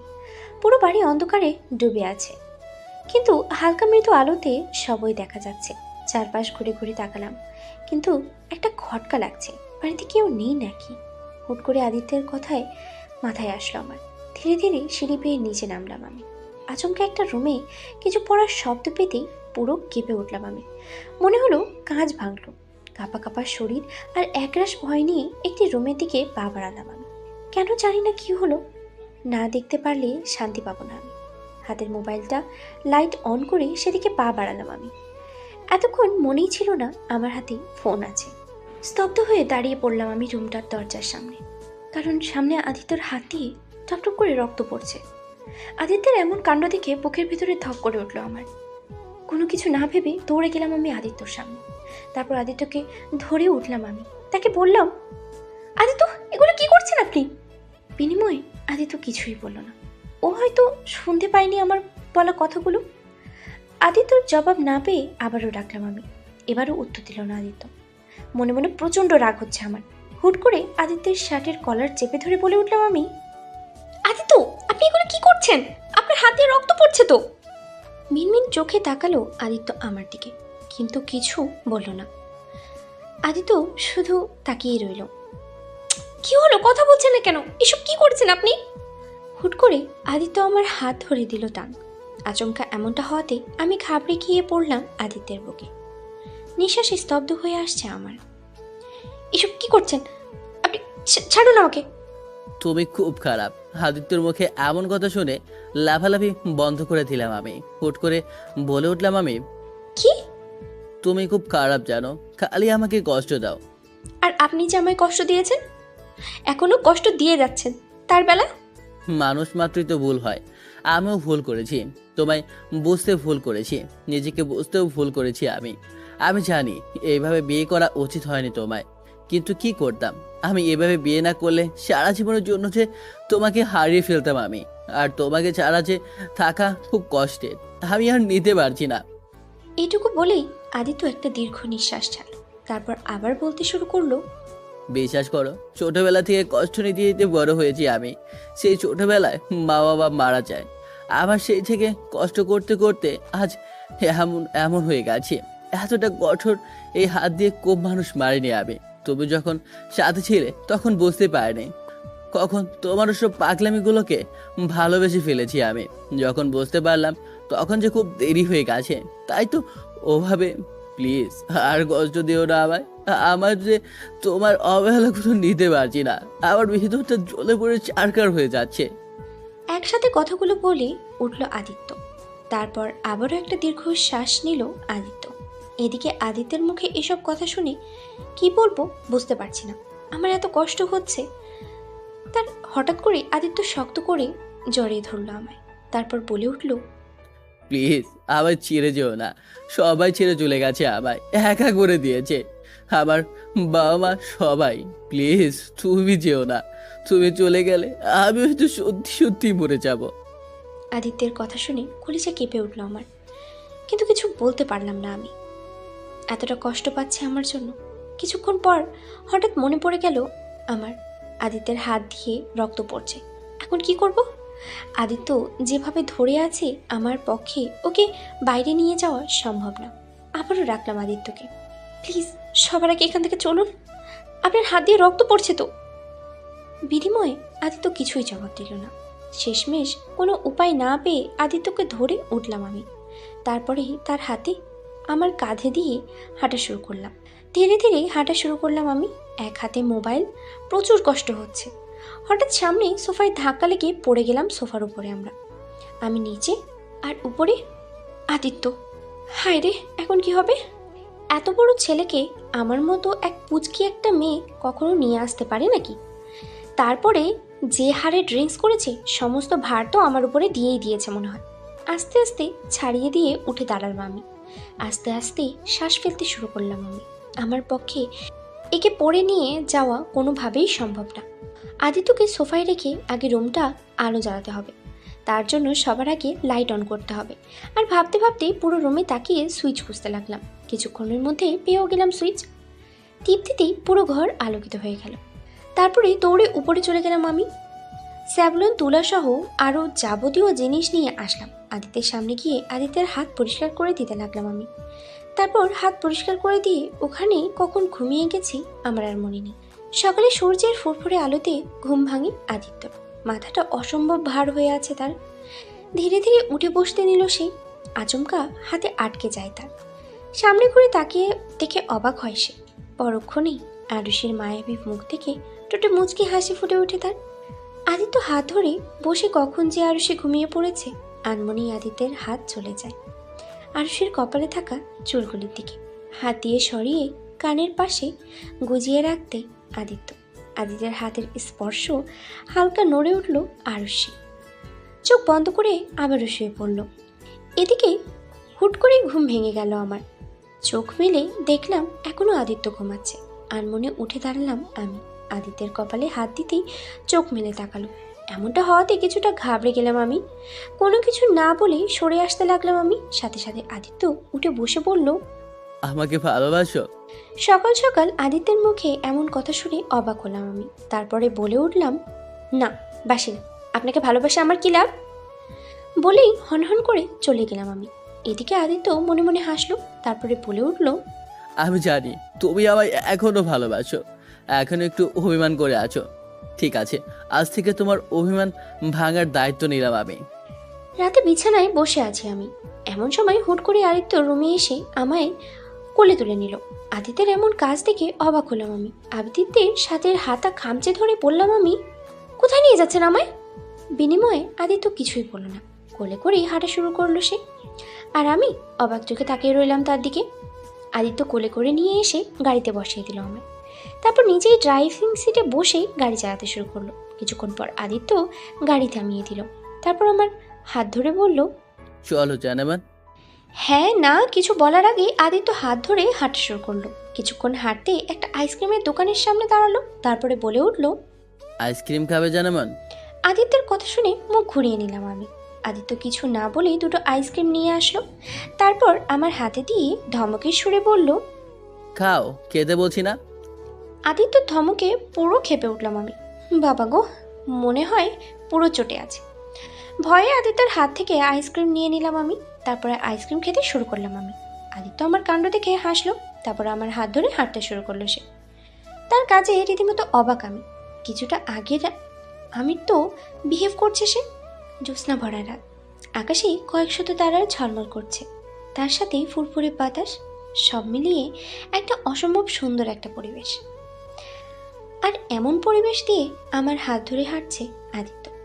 উপরে রেগে থাকলেও ভেতর থেকে অসম্ভব খুশি আমি। এমন সময় সামনে কিছু একটা দূরে ফুচকাওয়ালার দোকান দেখতে পেলাম, কিন্তু সেটা আদিত্য কিভাবে বলবো। দোকানের ফুচকার দিকে তাকাতেই ঠোঁট বাঁকিয়ে বেরিয়ে আসলো আমার। ধুর, রেগে থাকলে এই এক ঝামেলা, না যায় কিছু বলা আর না যায় কিছু করা। আমরা ফুচকাওয়ালার দোকানে টপকে যাচ্ছি। ধুর, ভালো লাগে না। কিছুটা জুড়ে যেতেই হঠাৎ আদিত্য দাঁড়িয়ে পড়ল। তার কাছে কাজে অবাক হলাম আমি। হঠাৎ আদিত্য বলে উঠল, ফুচকা খেতে ইচ্ছে করছে সেটা বললেই তো হয়। বুঝলো কেমনে? যেভাবে তাকিয়েছিলে যে কেউ বুঝে যেত। কি বললে তুমি? ওভাবে তাকানোর মতো কিছুই বলিনি, চলো তাড়াতাড়ি। এই বলে আবার উল্টো দিকে আমার হাত ধরে হাঁটা দিল আদিত্য। আমি আদিত্যর কাজে মনে মনে চরম খুশি হয়েছি। আদিত্য আমার হাত ধরেই দোকানের সামনে নিয়ে গেল। তারপর পরপর 3 প্লেট ফুচকা খেলাম। আর আদিত্য শুধু আমার মুখের দিকে তাকিয়েছে। পরের দিন বিকেলে ফুরফুরে আলোকিত সুন্দর এক পরিবেশে ব্রিজের উপর দিয়ে গাড়ি ড্রাইভ করছে আদিত্য। হঠাৎ সে গাড়ি থামিয়ে দিল। তারপর আমার হাত ধরে নিয়ে গেল ব্রিজের নিচে। অসম্ভব সুন্দর আর মনোমুগ্ধকর পরিবেশ। আদিত্য আমার হাত ধরে নদীর কিনারায় চলে গেল। তারপরে বলে উঠল, চড়বে নৌকায়? আমি কোনো উত্তর দিলাম না। আদিত্য আর কিছু না বলে আমার হাত ধরে উঠে পড়ল নৌকায়। নদী ঢেউয়ের শব্দ আর আশেপাশের গাছপালা দিয়ে ঘেরা একটা জায়গা। মুহূর্তগুলো সুন্দর। হঠাৎ আদিত্য বলে উঠল, আমি জানি তুমি এখনো আমাকে খুব ভালোবাসো, শুধু তোমার অভিমানের দেয়ালটা একটু ভারী, তাই বলছো না। ঠিক আছে, কোনো ব্যাপার না, তোমায় কিছু বলতে হবে না। শুধু কখনো ছেড়ে যেও না আমায়। আমি যে তোমাকে অসম্ভব ভালোবাসি। যেদিন তোমার অভিমানের দেওয়াল হালকা হবে সেদিন বেশি কিছু না, শুধু সুন্দর করে সেজে গুজে মুখ ফুটে বলো আমায়, আর কখনো কষ্ট দিব না তোমায়। এইটুকু বলেই এই নৌকায় উল্টো দিকে চলে গেল আদিত্য, আর আমি চুপটি করে আদিত্যর কথাগুলো শুনলাম। আদিত্য চলে যেতে আনমনে হাসলাম আমি। অভিমান তো কবেই ভেঙে গেছে প্রিয়। মাঝখানে কেটে গেল পরপর অনেকগুলো দিন, সারাদিন ঘোরাঘুরি আর মজার মুহূর্তেই কেটে চলেছে দিনগুলো। এই কয়েকদিনেও বেশ কয়েকটা জায়গায় ঘুরেছি আমরা। দিনের বেলা নদীর কিনারায় ঢেউয়ের হাতছানি, আর রাতের বেলা আকাশের ঝলঝল করা তারা চাঁদেদের সংমিশ্রণে করা হাসি। সব মুহূর্তগুলোই একদম হৃদয়ে গাঁথা থাকবে। সকালে ফুরফুরে আলোতে ঘুম ভাঙল আমার। পাশে আদিত্য ঘুমিয়ে আছে, আর মনেই হাসলাম আমি। আদিত্যর বদলে গেছে, সত্যি খুব সুন্দর ছিল বিগত দিনগুলো। অসম্ভব সুন্দর লাগছে তাকে। কপালের সাথে আটকে থাকা চুলগুলো অসম্ভব মানিয়েছে তাকে। সেটা এত সুন্দর হলে চলে নাকি? আনমনেই হাসলাম আমি। তারপরে বিছানা থেকে উঠেই সোজা চলে গেলাম ওয়াশরুমে। আজকে খুব খুশি লাগছে। ওয়াশরুম থেকে বের হয়ে দেখি আদিত্য উঠে গেছে। কিছু না বলেই রুম থেকে বেরিয়ে গেলাম আমি। ব্রেকফাস্ট শেষ করে আদিত্য চলে গেল তার কাজে, আর আমি সারাদিন শুধু ঘরেই থাকি। বিকেলে ঘুরতে বের হই। আজকে ভেবে দেখেছি আদিত্যের সাথে আর রাগারাগি করবো না। আজকে বাড়ি ফিরে সব রাগ অভিমান ভেঙে নতুন করে সব শুরু করবো আমরা। তারপর পরিবারের সাথেও আবার সব কিছু ঠিক করে নেব। আমি জানি আব্বুকে সব বুঝিয়ে বললে ঠিক আমাদের মেনে নেবে। আজকে খুব সুন্দর করে সেজে গুজে আদিত্যের সামনে দাঁড়িয়ে বলে উঠবো, অভিমানে আছো তুমি, আর আমারই অভিমানের দেয়াল ভেঙে নতুন করে তৈরি করব। আর সেই নতুন জীবনে আর থাকবে না কোনো কষ্ট, আর থাকবে না কোনো যন্ত্রণা। আজকে আদিত্য তোমায় বলে দিবে তোমায় সে ভালোবাসে খুব। এসব ভাবতে ভাবতে আর মনেই হেসে উঠলাম আমি। দুপুর 2টা। শাওয়ার নিয়ে এসেছি, অনেকক্ষণ হয়েছে। আজকে একটা রেড কালারের কাতান শাড়ি পরেছি, মুঠো ভর্তি লাল কাচের চুলগুলো খোলা, সাথে চোখে কাজল আর হালকা মেকআপ। ঘড়ির কাঁটায় দুপুর 2টা বেজে 2 মিনিট। আর কিছুক্ষণের মধ্যেই আদিত্য চলে আসবে। আজকে অনেক বড় সারপ্রাইজ দেব তোমায়, মাই কিউট জামাই। ভাবতেই খুব খুশি লাগছে। মাঝখানে পার হয়ে গেল অনেকক্ষণ সময়। ঘড়ির কাঁটাতে 3টা বেজে গেছে। আদিত্যের আসার কোনো নামগন্ধই নেই। একরাশ টেনশন মাথায় নিয়ে রুমের মধ্যে পায়চারি করছি আমি। হঠাৎ কেমন একটা অনুভূত হলো আমার। আচমকে এমনটা হওয়ার কারণ আসলে ঠিক বুঝলাম না। আদিত্যের কিছু হয়নি, হয়তো কোনো কাজে আটকে পড়েছে, এখনই চলে আসবে। এসব বলে নিজেকে সান্ত্বনা দিচ্ছি মনকে, কিন্তু মনটা অস্থির হয়ে যাচ্ছে। টেনশনে কেটে গেল আরও 1 ঘন্টা। এখন পুরাই অবস্থা খারাপ হয়ে যাচ্ছে। এতটা দেরি কেন? কি করব কিছুই বুঝে উঠতে পারছি না। অস্থিরতা কাজ করছে ভীষণ। বুকের ভিতরে ভয় করছে, ভয় লাগছে আমার। ফোনের শব্দে পুরো কেঁপে উঠলাম আমি। কাপা হাতে ফোনটা তুলে বিছানার উপরে আদিত্যের নাম দেখে একটু রেগেই বলে উঠলাম আমি, এত সময় লাগছে কেন বাড়ি ফিরতে? আর বাড়ি না ফিরে এসে ফোন কেন দিচ্ছ? আর কিছু বলার আগেই অপর পাশ থেকে একটা অচেনার কণ্ঠের লোক বলে উঠল, ম্যাডাম। অপরিচিত কণ্ঠে আসতেই বুক কেঁপে উঠল আমার। আদিত্যের ফোনে অন্য কেউ? আমি কাপা গলায় বলে উঠলাম, বলুন আপনি কে? আর আদিত্যর ফোনে আপনি কথা বলছেন কেন? আসলে ম্যাডাম, এই ফোনটা যার, সে অ্যাক্সিডেন্ট করেছে। মুহূর্তের মধ্যেই লোকটার কথা শুনে মনে হলো পায়ের নিচ থেকে মাটি চলে গেল আমার। কি? ওনাকে হসপিটাল নেওয়া হয়েছে, আপনি চলে আসেন, খুব গুরুতর আঘাত পেয়েছে সে। লোকটার কথা শুনে পুরো কলিজা কেঁপে উঠলো আমার। এটা এটা হতে পারে না। আদিত্য আদিত্য আদিত্য বলে চেঁচিয়ে চেঁচিয়ে কেঁদে উঠলাম আমি। কিছুতেই কিছু মেনে নিতে পারছি না আমি তো ঠিক করে নিতে চেয়েছিলাম, তাহলে এটা কি হলো?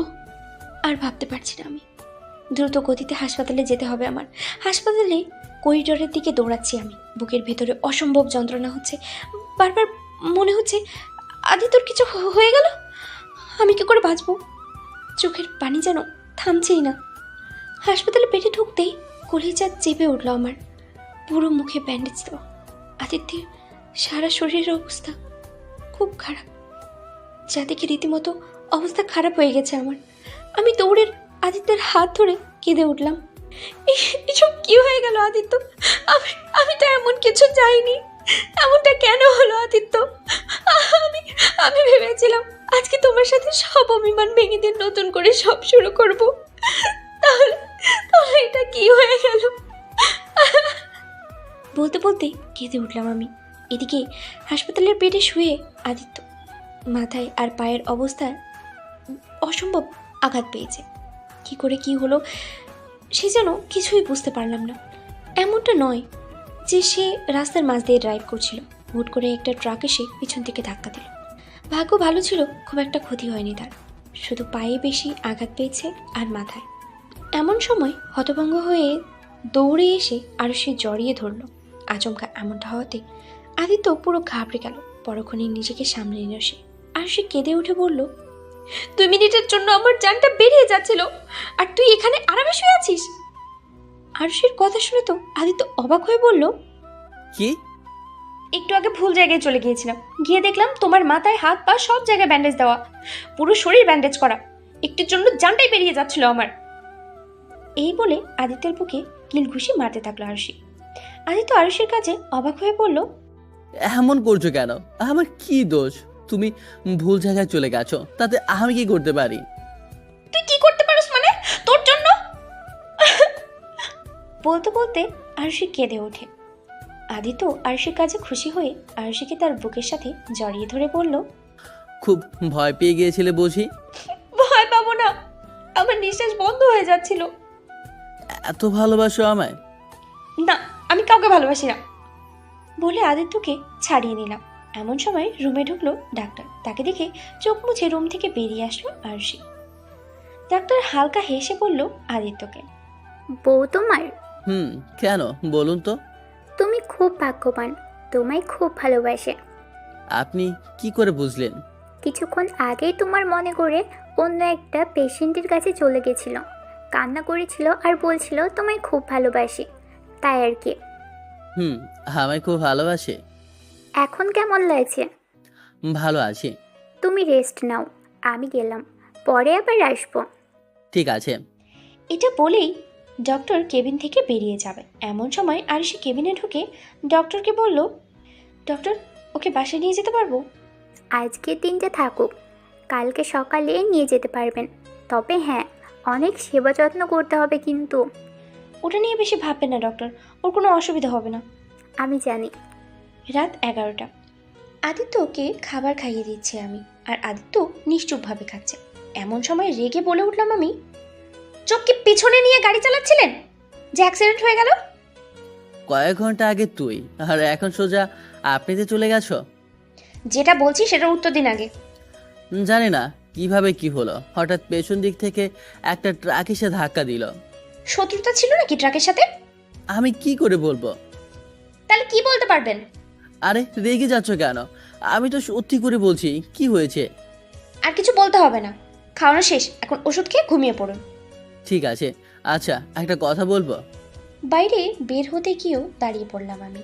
তারপর পেছনে ঘুরে আদিত্যকে বললাম, বলুন। শাড়িতে কিন্তু তোমাকে খুব সুন্দর লাগছে, তো হঠাৎ শাড়ি পরেছিলে কেন? এতক্ষণে মনে পড়লো আমি আদিত্যর জন্যই পড়েছিলাম।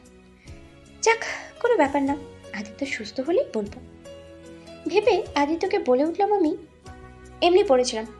এইটুকু বলেই হনহন করে চলে আসলাম আমি। এদিকে আদিত্য আর কিছু না ভেবে চুপচাপ শুয়ে পড়লো সে।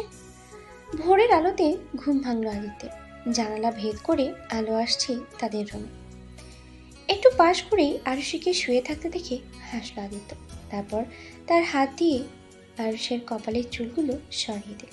এক দৃষ্টিতে তাকিয়ে আছে আরুষের দিকে। মায়াবী ফেস, চোখে কাজল গেছে, চুলগুলো এলোমেলোভাবে উঠছে। এই মুহূর্তে আরও সেই অগোছালো থাকাতে অসম্ভব সুন্দর লাগছে। আসলে কাউকে ভালোবাসলে সে যেভাবেই থাকুক না কেন সবসময় ভালোই লাগে তাকে, যেমনটা আদিত্যের আরুষিকে ভালো লাগছে। আরুষি একটু নড়ে উঠল, কারণ সকালে রোদ এসে পড়েছেই আরুষির মুখে। আদিত্য তার বাম হাতটা একটু উপরে উঠানো যায়, ফলে আরুষির মুখে এসে পড়ল আদিত্যের হাতের ছায়া। হালকা ছায়া পড়তে আর সে আরাম করে আবার ঘুমিয়ে পড়ল। ঘড়িতে সকাল 10:30। আদিত্যকে বাড়ি নিয়ে যাওয়া হবে এখন। আদিত্যের খবর শুনে তার বন্ধুরা বেশ কয়েকবার এসেছে তাকে দেখতে, এখন আবার আসবে আদিত্যকে নিয়ে যেতে। হাসপাতালের সব বিল মিটিয়ে আদিত্যকে নিয়ে বাসানো হলো গাড়িতে। তার সাথে বসে আরুষি আর গাড়ি ড্রাইভ করছে রাশেদ। আদিত্যের পেছনে আছে আরও 2 থেকে 3টা গাড়ি তাদের সাথে। সবাই আদিত্যের অ্যাক্সিডেন্ট নিয়ে চিন্তিত। সবাই ভাবছে হুট করে কি করে এমনটা হলো। বেশ কিছুক্ষণ পর আদিত্যের গাড়ি এসে থামলো আদিত্যের বাড়ির সামনে। আদিত্যের পায়ে ব্যথা থাকায় আরুষি আর রাশেদ ধরে নিয়ে যাচ্ছে আদিত্যকে নিয়ে বসানো হলো সোফার উপরে। তারপর তার থেকে কিছুক্ষণ কথা বলে চলে গেল রাশেদ। রাত 8টা। আরুষি সারাদিন সোফায় থাকলেও এখন হয়তো রুমে নিয়ে শুয়ে দিতে হবে আদিত্যকে। কিন্তু কথা হলো একা কি করে নিয়ে যাবে আদিত্যকে, তাও সিঁড়ি বেয়ে উপরে। ধুর, এখন একসাথে রাশেদকে নিয়ে উপরে উঠিয়ে নিলে গেলেই তো ভালো হতো। এদিকে আদিত্য আবার ভাবনা দেখে বলল, এত ভাবার কি আছে, আমায় কোলে করে নিয়ে চলো। আমি হাবলার মতো চাহনি নিয়ে তাকিয়ে আছি। আমার চাহনি দেখে হাসলো আদিত্য, তারপর বলে উঠল, মজা করছিলাম। আপনি রাশেদ ভাইকে ফোন দিয়ে আসতে বলুন। ও এখন আসতে পারবে না। এমন সময় দরজার সামনে দাঁড়িয়েছিল রাশেদ। আদিত্যের কথা শুনে দাঁড়িয়ে পড়ল সে। এদিকে আদিত্যের কথা শুনে অবাক হয়ে আমি বললাম, কেন? ওর গার্লফ্রেন্ডের সাথে বেজি আছে। এদিকে রাশেদ আদিত্যের কথা শুনে কি করবে বুঝে উঠতে পারছে না। আদিত্য হাতের ইশারায় রাশেদকে যেতে বলল। রাশেদ হালকা হেসে চলে যায়। হয়তো রাশেদ বুঝতে পেরেছে আদিত্য কি করতে চাচ্ছে।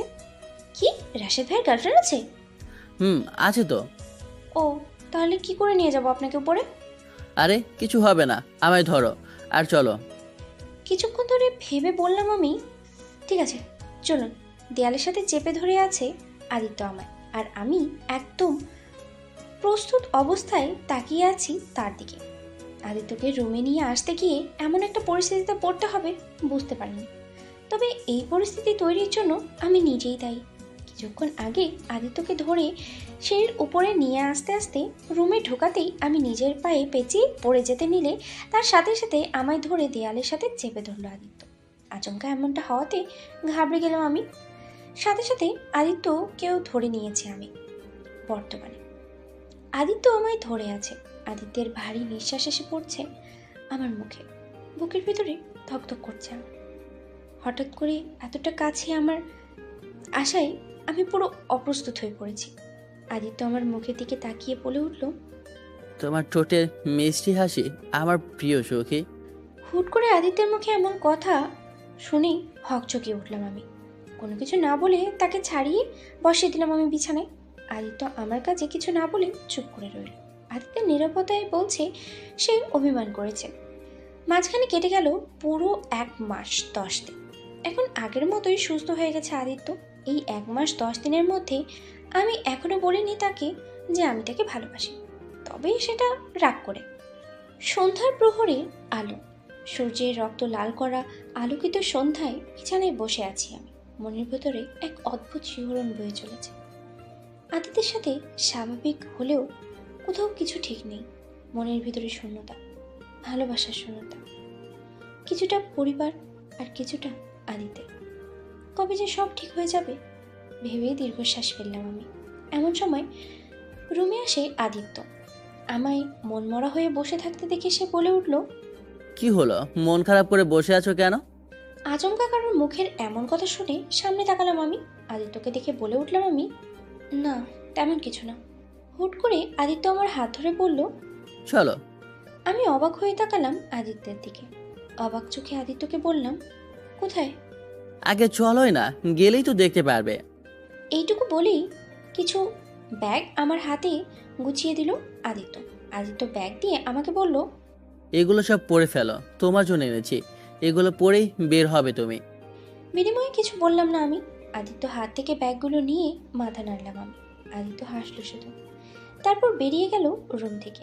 আদিত্য বের হতেই ব্যাগটা খুললাম আমি। অসম্ভব সুন্দর রেড কালারের একটা জর্জেট স্যুট চুড়িদার, অসম্ভব সুন্দর, সাথে হালকা কিছু গহনাপত্র, আর তার সাথে ছোট্ট একটা চিরকুট। মুচকি হেসে চিরকুট হাতে নিলাম আমি। চিরকুটটা হাতে নিয়ে খুলে উপরে কিছু কথা লেখা। আমার প্রিয় ময়ূরীজান। বেশি কিছু নয়, চুলগুলো খুলে সাথে সামান্য কিছু সজসজ্জে হয়ে এসো আমার কাছে। আজকে যে মনের গহীন দিয়ে তোমায় বলবো অনেক কিছু। বেশি অপেক্ষা করিও না, খুন হয়ে যাবো যে তবে। তোমার মায়াবী মুখ আর মায়াবী কিছু সাজে সজ্জিত হওয়া মুখখানা খুব দেখতে ইচ্ছে করছে।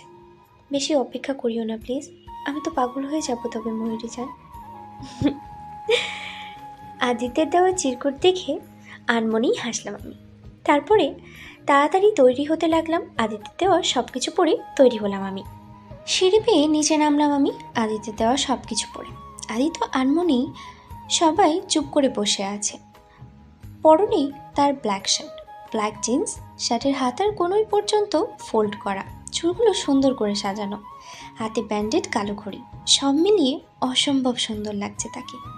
আমি আনমনে হেসে চলে গেলাম তার সামনে, সাথে হালকা কাশি দিতেই আদিত্য আমায় দেখে জলদি বলে উঠল, চলে এসেছো, চলো তাড়াতাড়ি। আমি কিছু বলার আগেই আদিত্য আমার হাত ধরে হাঁটা শুরু করে দিল। আমি অবাক চোখে শুধু তাকিয়ে রইলাম তার দিকে। আদিত্য আমায় নিয়ে এসে গাড়িতে বসিয়ে দিল। তারপর আদিত্য ড্রাইভিং সিটে বসে ড্রাইভ করতে লাগলো। আমাদের গাড়ি থামলো একটা বিশাল 20 তলা উঁচু বিল্ডিংয়ে নিয়েছে। আদিত্য গাড়ি থেকে বলে উঠলো আমায়, চলো। আমিও কিছু না বলে গাড়ি থেকে নামলাম। আদিত্য আমার হাত ধরে হাঁটতে শুরু করলো। আলোকিত ছাদের উপরে দাঁড়িয়ে আছি আমি আর আদিত্য। অসম্ভব সুন্দরভাবে সাজানো চারিদিক, লাইটিং করা, আশেপাশে নানান রঙের লাভের বেলুন দিয়ে সাজানো, নিচেও চারিদিকে ছড়িয়ে ছিটিয়ে পড়ে আছে লাভ বেলুন। ছাদের রেলিং জড়িয়ে রয়েছে মোমবাতি, আকাশ ভরা তারা। এক কথায় বলতে গেলে অসম্ভব সুন্দর করে সাজানো হয়েছে ছাদটি। আমি পুরো অবাক হয়ে তাকিয়ে আছি চারিদিকে সৌন্দর্য দেখে। আচমকা আদিত্য একটা বেলুন হাতে তুলে দিল। আমি অবাক হয়ে তাকালাম বেলুনের দিকে, কারণ বেলুনটির উপরে লেখা সরি। রাতের আকাশে জ্যোৎস্না ভরা আলো, চারিদিকে শীতল মিশানো মিষ্টি বাতাস বইছে। শরীরের পুরো শিরা থেকে উপশিরাগুলো প্রসারিত হয়ে যাচ্ছে। 20 তলা উঁচু এই বিল্ডিংয়ের উপরে উঠে আদিত্য বলে উঠল, ময়ূরীজান, তোমায় আমি নিজের থেকে বেশি ভালোবাসি, আর জানি তুমি আমায় ভালোবাসো, হয়তো আমার থেকেও বেশি। জানি তোমার অভিমানের দেওয়ালটা একটু ভারী, কিন্তু অনেক তো হলো। আর কত? তোমার অবহেলাগুলো যে আমায় তিলে তিলে শেষ করে দিয়েছে। প্লিজ আর কষ্ট দিও না আমায়, আর তুমিও কষ্ট পেও না। আমি তোমায় কথা দিচ্ছি, সব কিছু আবার আগের মতো করে দিব। তোমার ফ্যামিলির সবাইকে তোমার সামনে নিয়ে আসবো আমি, কিন্তু প্লিজ আর এই অভিমান করে থেকো না আমার ওপর। এখন তো তোমার অভিমানের দেয়াল ভেঙে ভালোবাসো আমায়, আবার আগের মতো ময়ূরীজান। এইটুকু বলেই থেমে যায় আদিত্য। তারপর আবার বলে উঠল সে, তোমার অভিমানের দেয়াল ভাঙবে কি আজকে, যেখানে সাক্ষী থাকবে ওই আকাশের চাঁদটা, ভরা আকাশ জুড়ে তারাগুলি, এই আলোকিত ক্যান্ডেলগুলো। তোমার অভিমান ভেঙে গেলে আবার নতুন করে সব কিছু শুরু করবো আমরা, যেখানে থাকবে শুধু আদিত্য আর আরশির ভালোবাসার কাহিনী। এই বলে আদিত্য আমার দিকে একটা ডায়মন্ডের রিং এগিয়ে দিল। এদিকে আমি নিশ্চুপ হয়ে দাঁড়িয়ে আছি। এমনটা নয় যে আদিত্যের উপরে আমার কোনো অভিমান আছে। আমার অভিমানের দেয়াল তো সেই কবে ভেঙে গেছে। এসব ভেবে মুচকি হেসে হাত এগিয়ে দিলাম আদিত্যের দিকে। আদিত্য আমার কাজে চরম খুশি। সে মুচকি হেসে আংটি পরিয়ে দিল আমার হাতে। জড়িয়ে ধরলাম আমি আদিত্যকে। এতদিনের বাসনা পূর্ণ হলো আজ। আমি খুশি। আদিত্যকে বলে উঠলাম, আমার অভিমানের দেয়াল অনেক আগেই ভেঙে গেছে আমার কিউট জামাই। হয়তো এই দিনের অপেক্ষায় এতদিন বলতে পারিনি, আজ বলছি তোমায় প্রিয়। আমার অভিমানে আছো তুমি, আর তোমার আমি নিজের থেকেও বেশি ভালোবাসি। আগেও বেসেছি, এখনও বাসি, আর সারা জীবন বেসে যাব। আদিত্য আরুষির কথায় মনে মনে খুব খুশি হলো। তারপর দুজন দুজনকে শক্ত করে জড়িয়ে ধরল। আর আজ থেকে পূর্ণতা পাবে আদিত্য আরুষির ভালোবাসা। আর তাদের এই পূর্ণতা পাওয়া ভালোবাসার সাক্ষী হিসেবে রইল এই 20 তলা উঁচু বিল্ডিং, আর আকাশে ভরা তারা, চাঁদ, আর আদিত্যের সাজানো ক্যান্ডেলগুলো। পরের দিন রান্নাঘরে দাঁড়িয়ে আছি আমি। উদ্দেশ্য হলো রুটি আর আলু ভাজি করা। আজকে যে খুব খুশি আমি। এখন শুধু আব্বু আম্মু মেনে নিলেই সব কিছু ঠিক হয়ে যাবে। তারপর সবাই মিলে একসাথে ওফ, কি যে মজা করব এসব ভাবছি আর ময়দা মাখছি। এমন সময় পেছন থেকে মুখে ময়দা মেখে দিল কেউ। আচমকা এমনটা হওয়াতে আমি পুরো ঘাবড়ে গেলাম। পরক্ষণের পিছনে আদিত্যকে দেখে বলে উঠলাম আমি, এটা কি হলো? কিছুই হলো না, তোমায় একটু ভালোবাসলাম আর কি। ও, ময়দা মাখিয়ে দিয়ে ভালোবাসা, ঠিক আছে তাহলে আমিও একটু দিই। এই বলে পুরো 2 হাত ভর্তি করে ময়দা নিলাম আমি। আদিত্য তা দেখে বলে উঠলো, এই না না, না না মাই জামাই, মাখাতে তো হবেই, ভালোবাসতে হবে না? এই নিয়ে আমাদের দুজনের মধ্যে ছোটোখাটো শুরু হয়ে গেল। পুরো রান্নাঘর দৌড়াদৌড়ি শুরু হয়ে গেল। আদিত্য আমার মুখে ময়দা মেখে দিচ্ছে আর আমি আদিত্যের মুখে। রুটি আর বানানো হলো না, ময়দা দিয়ে হাডুডু খেলা হয়ে গেছে। হুট করে দৌড়াদৌড়ির মাঝখানে আদিত্য জড়িয়ে ধরলো আমায়। আচমকা এমনটা হওয়াতে আমি ভড়কে গেলাম। তারপরে আরও ময়দা নিয়ে আদিত্যের চুলগুলো পুরো ভরিয়ে দিয়েছি। এদিকে আদিত্য আমার কাজে কোনো রিয়াকশন দিচ্ছে না, শুধু নিশ্চুপভাবে তাকিয়ে আছে আমার দিকে। আদিত্য এমন কাজ দেখে পুরো হাবলার মতো তাকালাম। তারপরে বলে উঠলাম, কি হলো, এভাবে তাকিয়ে আছো কেন? তোমার চোখে যে অদ্ভুত মায়া আছে মৌরিজান। মানে? বলতেই আদিত্য একটু একটু করে কাছে এগোতে লাগলো আমার। আদিত্যের এমন কাজে অবাক হয়ে বললাম আমি, এভাবে আগাচ্ছেন কেন? বিনিময়ে আদিত্য তো কিছু বললই না, চুপচাপ এগোতে লাগলো আমার দিকে। এক পর্যায়ে দেয়ালের সাথে লেগে গেলাম আমি। এদিকে আদিত্য থামার নামই নেই। এক পর্যায়ে আদিত্য অনেকটা কাছে চলে এসেছে আমার। আদিত্যের নাকের নিঃশ্বাস এসে পড়েছে আমার মুখে। পুরো শরীর কেঁপে উঠল আমার। আমি কাঁপা কাঁপা গলায় বললাম, তুমি এত কাছে কেন এলে? আদিত্য আমার কথা শুনে আমার ঠোঁটে হাত দিয়ে বলল। হুস, আমি অবাক হয়ে তাকালে আমাদের দিকে হুট করে আদিত্য ঝুঁকে পড়ল। সাথে সাথে ভয়ে ঘাবড়ে গিয়ে চোখ বন্ধ করে নিলাম আমি। এদিকে আদিত্য আরশির কাছে মুচকি হাসছে। তারপরে 2 হাত মুঠো ভর্তি করে আরশির পুরো মুখে আর চুলে ময়দা মাখিয়ে দিল। তারপর হেসে দিল আদিত্য। এদিকে আদিত্যের এমন কাজে আমি পুরো অবাক বনে গেলাম। পরক্ষণেই রেগে বলে উঠলাম, এটা কি করলে? ঠিক আছে, ওয়েট। এই বলে পুরো 1 বাটি ময়দা আদিত্যের শরীরে মেখে দিলাম আমি। আবারও শুরু হয়ে গেছে ময়দা মাখানো হাডুডু খেলা। রাত 10টা, বেলকুনিতে দাঁড়িয়ে আছি আমি। এমন সময় পেছন থেকে আদিত্য জড়িয়ে ধরে বলল, কি ভাবছো এত? তেমন কিছু না। আচ্ছা, তুমি আকাশের দিকে তাকিয়ে কি দেখছো বলো তো? তেমন কিছু নয়। কিছু তো একটা আছেই, ওইভাবে আকাশে যেটা তুমি খুব গভীরভাবে তাকিয়ে দেখো, বলো আমায়। আদিত্যের কথা শুনে দীর্ঘ শ্বাস ফেললাম আমি। তারপরে বলে উঠলাম আমি, তেমন কিছু নয়, খালি আকাশের দিকে তাকিয়ে থাকতে ভালো লাগে। তবে হ্যাঁ, কিছু একটা আছে বলতে, ওই আকাশে থাকা তারাগুলো আছে না, আর যে আছে সেগুলো আকাশের দিকে তাকিয়ে কিছু একটা ফিল করা যায়। ছোটবেলা থেকেই অভ্যাস আমার। কখনো খুশি হলে বা কখনো কষ্ট পেলে আমি আকাশের দিকে তাকিয়ে থাকি। ভালো লাগে, আমার নিজেকে হালকা মনে হয়। ও, এমন কিছু? তুমি কখনো ফিল করোনি? সত্যি বলতে আমি কখনো তোমার মতো এতগুলো ভাবিনি। তা ভাববে কেন? সারাদিন শুধু ছাইপাশ গিলে কষ্ট দমিয়ে রাখবে। আজ থেকে ওসব ছাইপাশ খাওয়া বন্ধ করে দিলাম। ঠিক আছে মৌরিজান, আচ্ছা এখন বলো তো, এই মুহূর্তে তুমি কোনটায় আছো ওইটা বলো। মানে?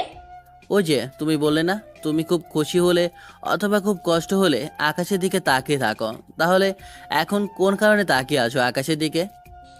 আদিত্যের গলা জড়িয়ে ধরে বলে উঠলাম আমি, একটু খুশি একটু কষ্ট, দুটা মিলিয়েই যে অস্পষ্ট। মানে কি? মানে হলো এই মুহূর্তে দুটোই হচ্ছে আমার। খুশিও লাগছে আবার কষ্টও হচ্ছে। আমার কথা শুনে আমার গলা জড়িয়ে ধরে বলল আদিত্য, খুশি বা কেন লাগছে আর কষ্ট বা কেন লাগছে? খুশি লাগছে আমি আমার ভালোবাসার মানুষের সাথে আছি, তাকে এত এত ভালোবাসি, আর সেই আমায় ভালোবাসে। হাসলো আদিত্য। তারপরে বলে উঠল, খুশি হওয়ার কারণটা তো জানলাম, এখন কষ্ট হওয়ার কারণটা? কষ্ট যেটা হচ্ছে সেটা হলো আমার পরিবার, আমার আপন মানুষগুলো যে আমায় ঘৃণা করে। প্রিয় ছোট ভাই ঘৃণা করে খুব। কতদিন হয়ে গেল ওদের সাথে দেখা বা কথা হয়নি আমার। কেমন যেন ওটাও তো জানা নেই কেমন আছে তারা। বলতে বলতে চোখ বেয়ে পড়লো পানির নিচে। আদিত্য আমায় শক্ত করে তার বুকে জড়িয়ে ধরে পড়ল, চিন্তা করো না মৌরিজান, সব কিছু ঠিক করে দেব খুব তাড়াতাড়ি। বিনিময়ে আমি কিছুই বললাম না। আদিত্যের বুকে মাথা রাখে জড়িয়ে ধরলাম আমি। কিছুক্ষণ পর হুট করে কোলে তুলে নিল আদিত্য আমাকে, তারপর বিছানায় শুয়ে দিয়ে সেও ঘুমিয়ে পড়ল। সূর্যের ফুরফুরে আলোতে ঘুম ভাঙল আমার। পাশে আদিত্যকে না দেখে আবার অবাক হলাম আমি। ঘড়ি কাটায় 7টা বাজে। এত তাড়াতাড়ি আদিত্য গেল কোথায়? বেশি কিছু না ভেবে বিছানা থেকে উঠে বসলাম আমি। চারিদিকে তাকিয়ে বিছানা থেকে নেমে সোজা ওয়াশরুমে চলে গেলাম। এদিকে সকালে উঠে আদিত্য চলে গেছে আরশিদের বাসাতে। আরশির বাড়িতে ঢুকে বিভিন্ন ধরনের খাবার নিয়ে আদিত্যের লোকেরা। তাদের এমন কাজ আরশির মা তার ছোট ভাই দুজনেই অবাক হলো। এমন সময় সিঁড়ি বেয়ে নিচে নামছে আরশির বাবা। এত লোক একসাথে ঢুকতে দেখে অবাক হয়ে বলল সে, এসব কি হচ্ছে? আর তোমরা কারা? এগুলো নিয়ে যাচ্ছ কোথায়? বিনিময়ে লোকেরা কিছু উত্তর দিল না, না দিয়ে তাদের মতো কাজ করতে লাগলো। এদিকে আরুষির বাবা রেগে মেগে বলে উঠলেন, কি হলো? তোমরা কথা বলছো না কেন? কে পাঠিয়েছে এখানে? এমন সময় দরজার সামনে থেকে আদিত্য বলে উঠল, চাপ নিয়েন না শ্বশুরমশাই, এগুলো আমি নিয়ে আসি। তুমি? আমি। কি ভেবেছিলেন আপনার জামাই কখনো আসবে না আপনাদের বাড়িতে? 10টা না 5টা না একটা মতো জামাই আপনার। এত তাড়াতাড়ি ভুলে গেলে চলবে নাকি শ্বশুরমশাই? তোমার ফালতু কথা বাদ দিয়ে আগে বলো এখানে কেন এসেছো? আর একা আসছো নাকি? মেয়েকে আনলে খুশি হতেন বুঝি? এই বলে আদিত্য তার চোখের কালো চশমাটা খুলে সামনের টেবিলে রাখল। এমন সময় আদিত্য আনার লোকেদের মধ্যে একজন বলে উঠল, ভাই সব কিছু রাখা হয়ে গেছে। এই বলে আদিত্যের লোকেরা চলে গেল বাইরে। আদিত্যের লোকেরা চলে যেতেই আদিত্য আরুষের বাবাকে বলে উঠল, আচ্ছা শ্বশুরমশাই, দাঁড়িয়ে থাকবেন তাহলে, বসবেন না? আদিত্যের কথায় কোনো হেলদোল হলো না আরুষের বাবার, যা দেখে আদিত্য রেগে গিয়ে চেঁচিয়ে উঠে বলল, আপনি কি আমার বাংলা কথা বুঝতে পারছেন না? বলে সজোরে হাতের পিস্তল দিয়ে টেবিলের উপরে একটা বাড়ি মারল। সাথে সাথে বাড়ির সবাই পুরো কেঁপে উঠল। আদিত্য আবার বলে উঠল, বসুন। সাথে সাথে আরুষের বাবা বসে পড়ল সোফায়। উনি বসতেই আদিত্য জোরে জোরে দুবার শ্বাস ফেলল। নিজের রাগকে কন্ট্রোল করে শান্ত গলায় বলে উঠল, দেখুন, এখানে আমি না কোনো ঝগড়া করতে না কোনো ঝামেলা করতে এসেছি। আমি চাই আপনাদের আরশের মধ্যে যে ভুল বোঝাবুঝিটা হয়েছে সেটা সংশোধন করতে।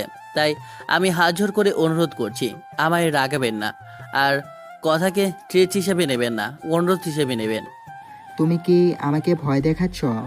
এই যে শ্বশুরমশাই, এইমাত্র বললাম ট্রিট হিসাবে নেবেন না, তারপরেও? আদিত্য কিছুক্ষণ চুপ থেকে বলে উঠল, দেখুন শ্বশুরমশাই, যেটা হয়েছে সেটার জন্য আরশির কোনো দোষ নেই। যা করেছি সব আমি করেছি। তাই প্লিজ আরশির উপর আর রাগ করে থাকবেন না। হচ্ছে আপনাদের ছাড়া ভালো নেই, আমি জানি আপনারাও আরশিকে ছাড়া ভালো নেই। তাই আমি আপনাদের কাছে হাত জোর করে বলছি, প্লিজ আর রাগ করে থাকবেন না। আপনার সব রাগ তো আমার ওপর। প্লিজ তার শাস্তি আরশিকে দেবেন না। এই কয়েকদিনে এমন দিন নেই যেদিন আরশি আপনাদের কথা ভেবে কাঁদেনি। প্লিজ ওকে কাঁদাবেন না।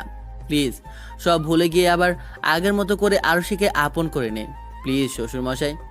আরুষের বাবা আদিত্য কথা বলল চুপচাপ শুনে কিছুক্ষণ পরে বলে উঠল, তুমি কি চাচ্ছ?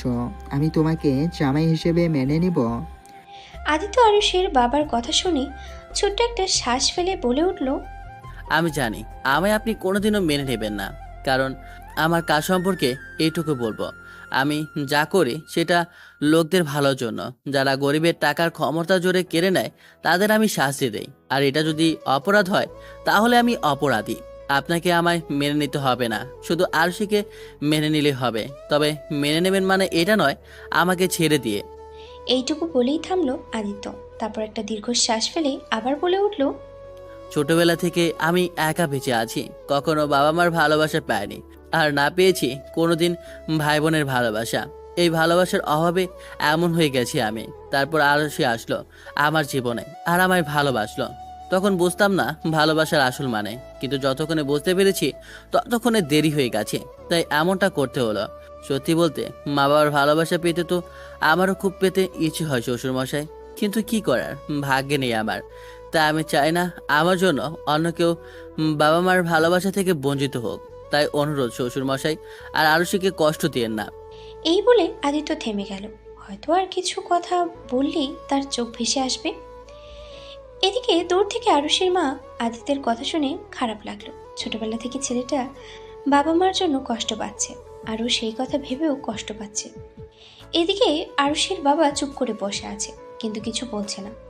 এমনটা নয় যে সে আরুষের জন্য কষ্ট পাচ্ছে না, আরুষিকে ভালোবাসে তো খুব, কিন্তু তারই চাপা কষ্ট কাউকে বোঝাতে দেয়নি আরুষের বাবা। বেশ কিছুক্ষণ পরে আদিত্য বলে উঠল, কি হলো শ্বশুরমশাই, কিছু বলবেন না? আদিত্যের কথায় আরুষের বাবা তার ভাবনা থেকে বেরিয়ে আসলো, তারপরে বলে উঠল, তোমার বলা শেষ হয়েছে, তাহলে তুমি এখন আসতে পারো। এতক্ষণ পরে আরুষের বাবার মুখে এমন কথা শুনে হাঁ হয়ে গেল আদিত্য, তারপরে বলে উঠল, প্লিজ শ্বশুরমশাই। তোমার আর কোনো কথা শুনতে চাই না। এই বলেই আরুষের বাবা সোফা থেকে উঠে সোজা উপরে চলে গেল। এদিকে আদিত্য মাথা নিচু করে বসে রইল। এমন সময় আদিত্যের সামনে এসে বসলো আরুষের আম্মু। আদিত্যের মাথায় হাত দিয়ে বলল, চিন্তা করো না, সব ঠিক হয়ে যাবে। কেমন আছে আমার মেয়েটা? আপনাদের ছাড়া ভালো নেই শাশুড়ি মা। বিনিময়ে আরুষের মা কিছুই বলল না। আদিত্য আর কিছু না বলেই চুপচাপ বেরিয়ে আসে বাড়ি থেকে।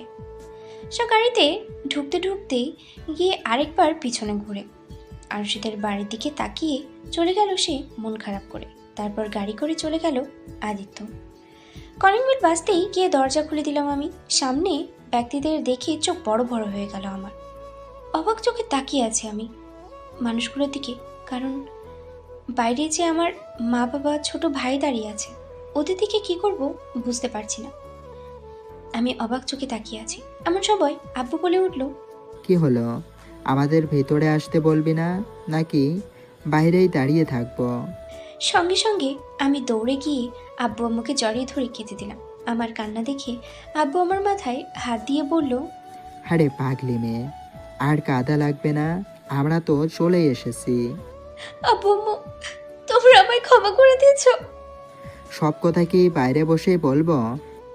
এই যে দেখেছো, আমি একদম ভুলেই গিয়েছি। আসো মা বাবা, রোহান। তারপর তারা তিনজনেই ভেতরে এসে বসলো। আমি তাদের সবাইকে বসতে দিয়ে বলে উঠলাম, তোমরা বসো, আমি এক্ষুনি আসছি। কই যাস? একটু বসো, আমি এক্ষুনি আসছি। এই বলে খুশি হয়ে উপরে পড়ে চলে গেলাম আমি। তারপরে রুমে ঢুকে ফোনটা হাতে নিয়ে সোজা আদিত্যকে ফোন করলাম। প্রথম কলেই আদিত্য ফোন তুলে নিল। তারপর আমি তাকে বললাম, তুমি কোথায় আদিত্য? আমি চেম্বারে। আপনাদের তো একটা কথা বলতে ভুলেই গেছি, আদিত্য হলো একজন ডাক্তারও। ও, একটু তাড়াতাড়ি বাসায় আসতে পারবে প্লিজ, এমার্জেন্সি আছে। কি হয়েছে, সব ঠিক আছে তো? তোমার শরীর ঠিক আছে তো? সব ঠিক আছে, তুমি চলে আসো প্লিজ বাসায়। আচ্ছা, দেখছি। ঠিক আছে, তাড়াতাড়ি আসবে কিন্তু। বলেই ফোনটা কেটে দিলাম। তারপর আমিও খুশি হয়ে নিচে গেলাম। নিচে গিয়ে আব্বু আম্মুকে বললাম, তোমরা কি খাবে বলো, আমি নিজে হাতে রান্না করে খাওয়াবো তোমাদের। এখন কিছু লাগবে না, জামাই আসুক, আমরা একসাথে খাবো। বাবার কথা শুনে আমি অবাক হয়ে গেলাম। আমি নিশ্চুপভাবে নিচে গিয়ে বসে পড়লাম নিচে। তারপর আব্বুর হাত ধরে বলে উঠলাম, তুমি আমাদের মেনে নিয়েছো? তবে আমার একটা শর্ত আছে। কি শর্ত বাবা? সেটা আদিত্য আসলেই বলবো। ঠিক আছে বাবা, তুমি বসো, আমি তোমার জন্য চা কফি নিয়ে আসছি। ঠিক আছে। তারপরে আমি উঠে চলে আসলাম রান্নাঘরে। আমার পেছনে পেছনে আম্মু চলে আসলো। আম্মুকে দেখে আমি জড়িয়ে ধরে বলে উঠলাম, সরি আম্মু। ঠিক আছে, এখন বল তো, এখন কেমন আছিস তুই? আম্মু, আগের যেমন ছিলাম এখন তার থেকেও খুব ভালো আছি। একটা কথা বলবো? বল। হঠাৎ করে তোমরা এভাবে এখানে? আমার কথা শুনে আম্মু অবাক হয়ে তাকিয়ে রইল। তারপর অবাক হয়ে আমার দিকে তাকিয়ে বলল, কেন, তুই কিছুই জানিস না? কি জানবো? কেন, আদিত্য তোকে বলেনি? আজকে গিয়েছিল আমাদের বাসায়। কি? তারপরে আম্মু সব বলতে শুরু করলো। আদিত্যের বাড়িতে যাওয়া থেকে শুরু করে ফিরে আসা পর্যন্ত সবকিছু শুনে আমি কি রিয়াকশন দেব ভুলে গেছি। কয়েক ঘন্টা পর কলিং বেলে টিপ দিতেই দৌড়ে গিয়ে দরজা খুলে দিলাম। আমায় দেখে বলে উঠলো, কি হয়েছে? আগে ভিতরে চলো তো। এমন সময় সোফায় বসে চা খাচ্ছিল বাবা, আর মা পাশে বসে রোহান। তাদের দিকে তাকিয়ে রীতিমতো অবাক আদিত্য। তখন তো আদিত্য এমন চাহনি দিয়ে আব্বুকে বলে উঠল, কেমন দিলাম জামাই? জামাই শব্দটা শুনে আদিত্য অবাক হলো। তার মানে? আমরা শুধু আমার মেয়েকে নয়, তোমাকেও মেনে নিয়েছি জামাই।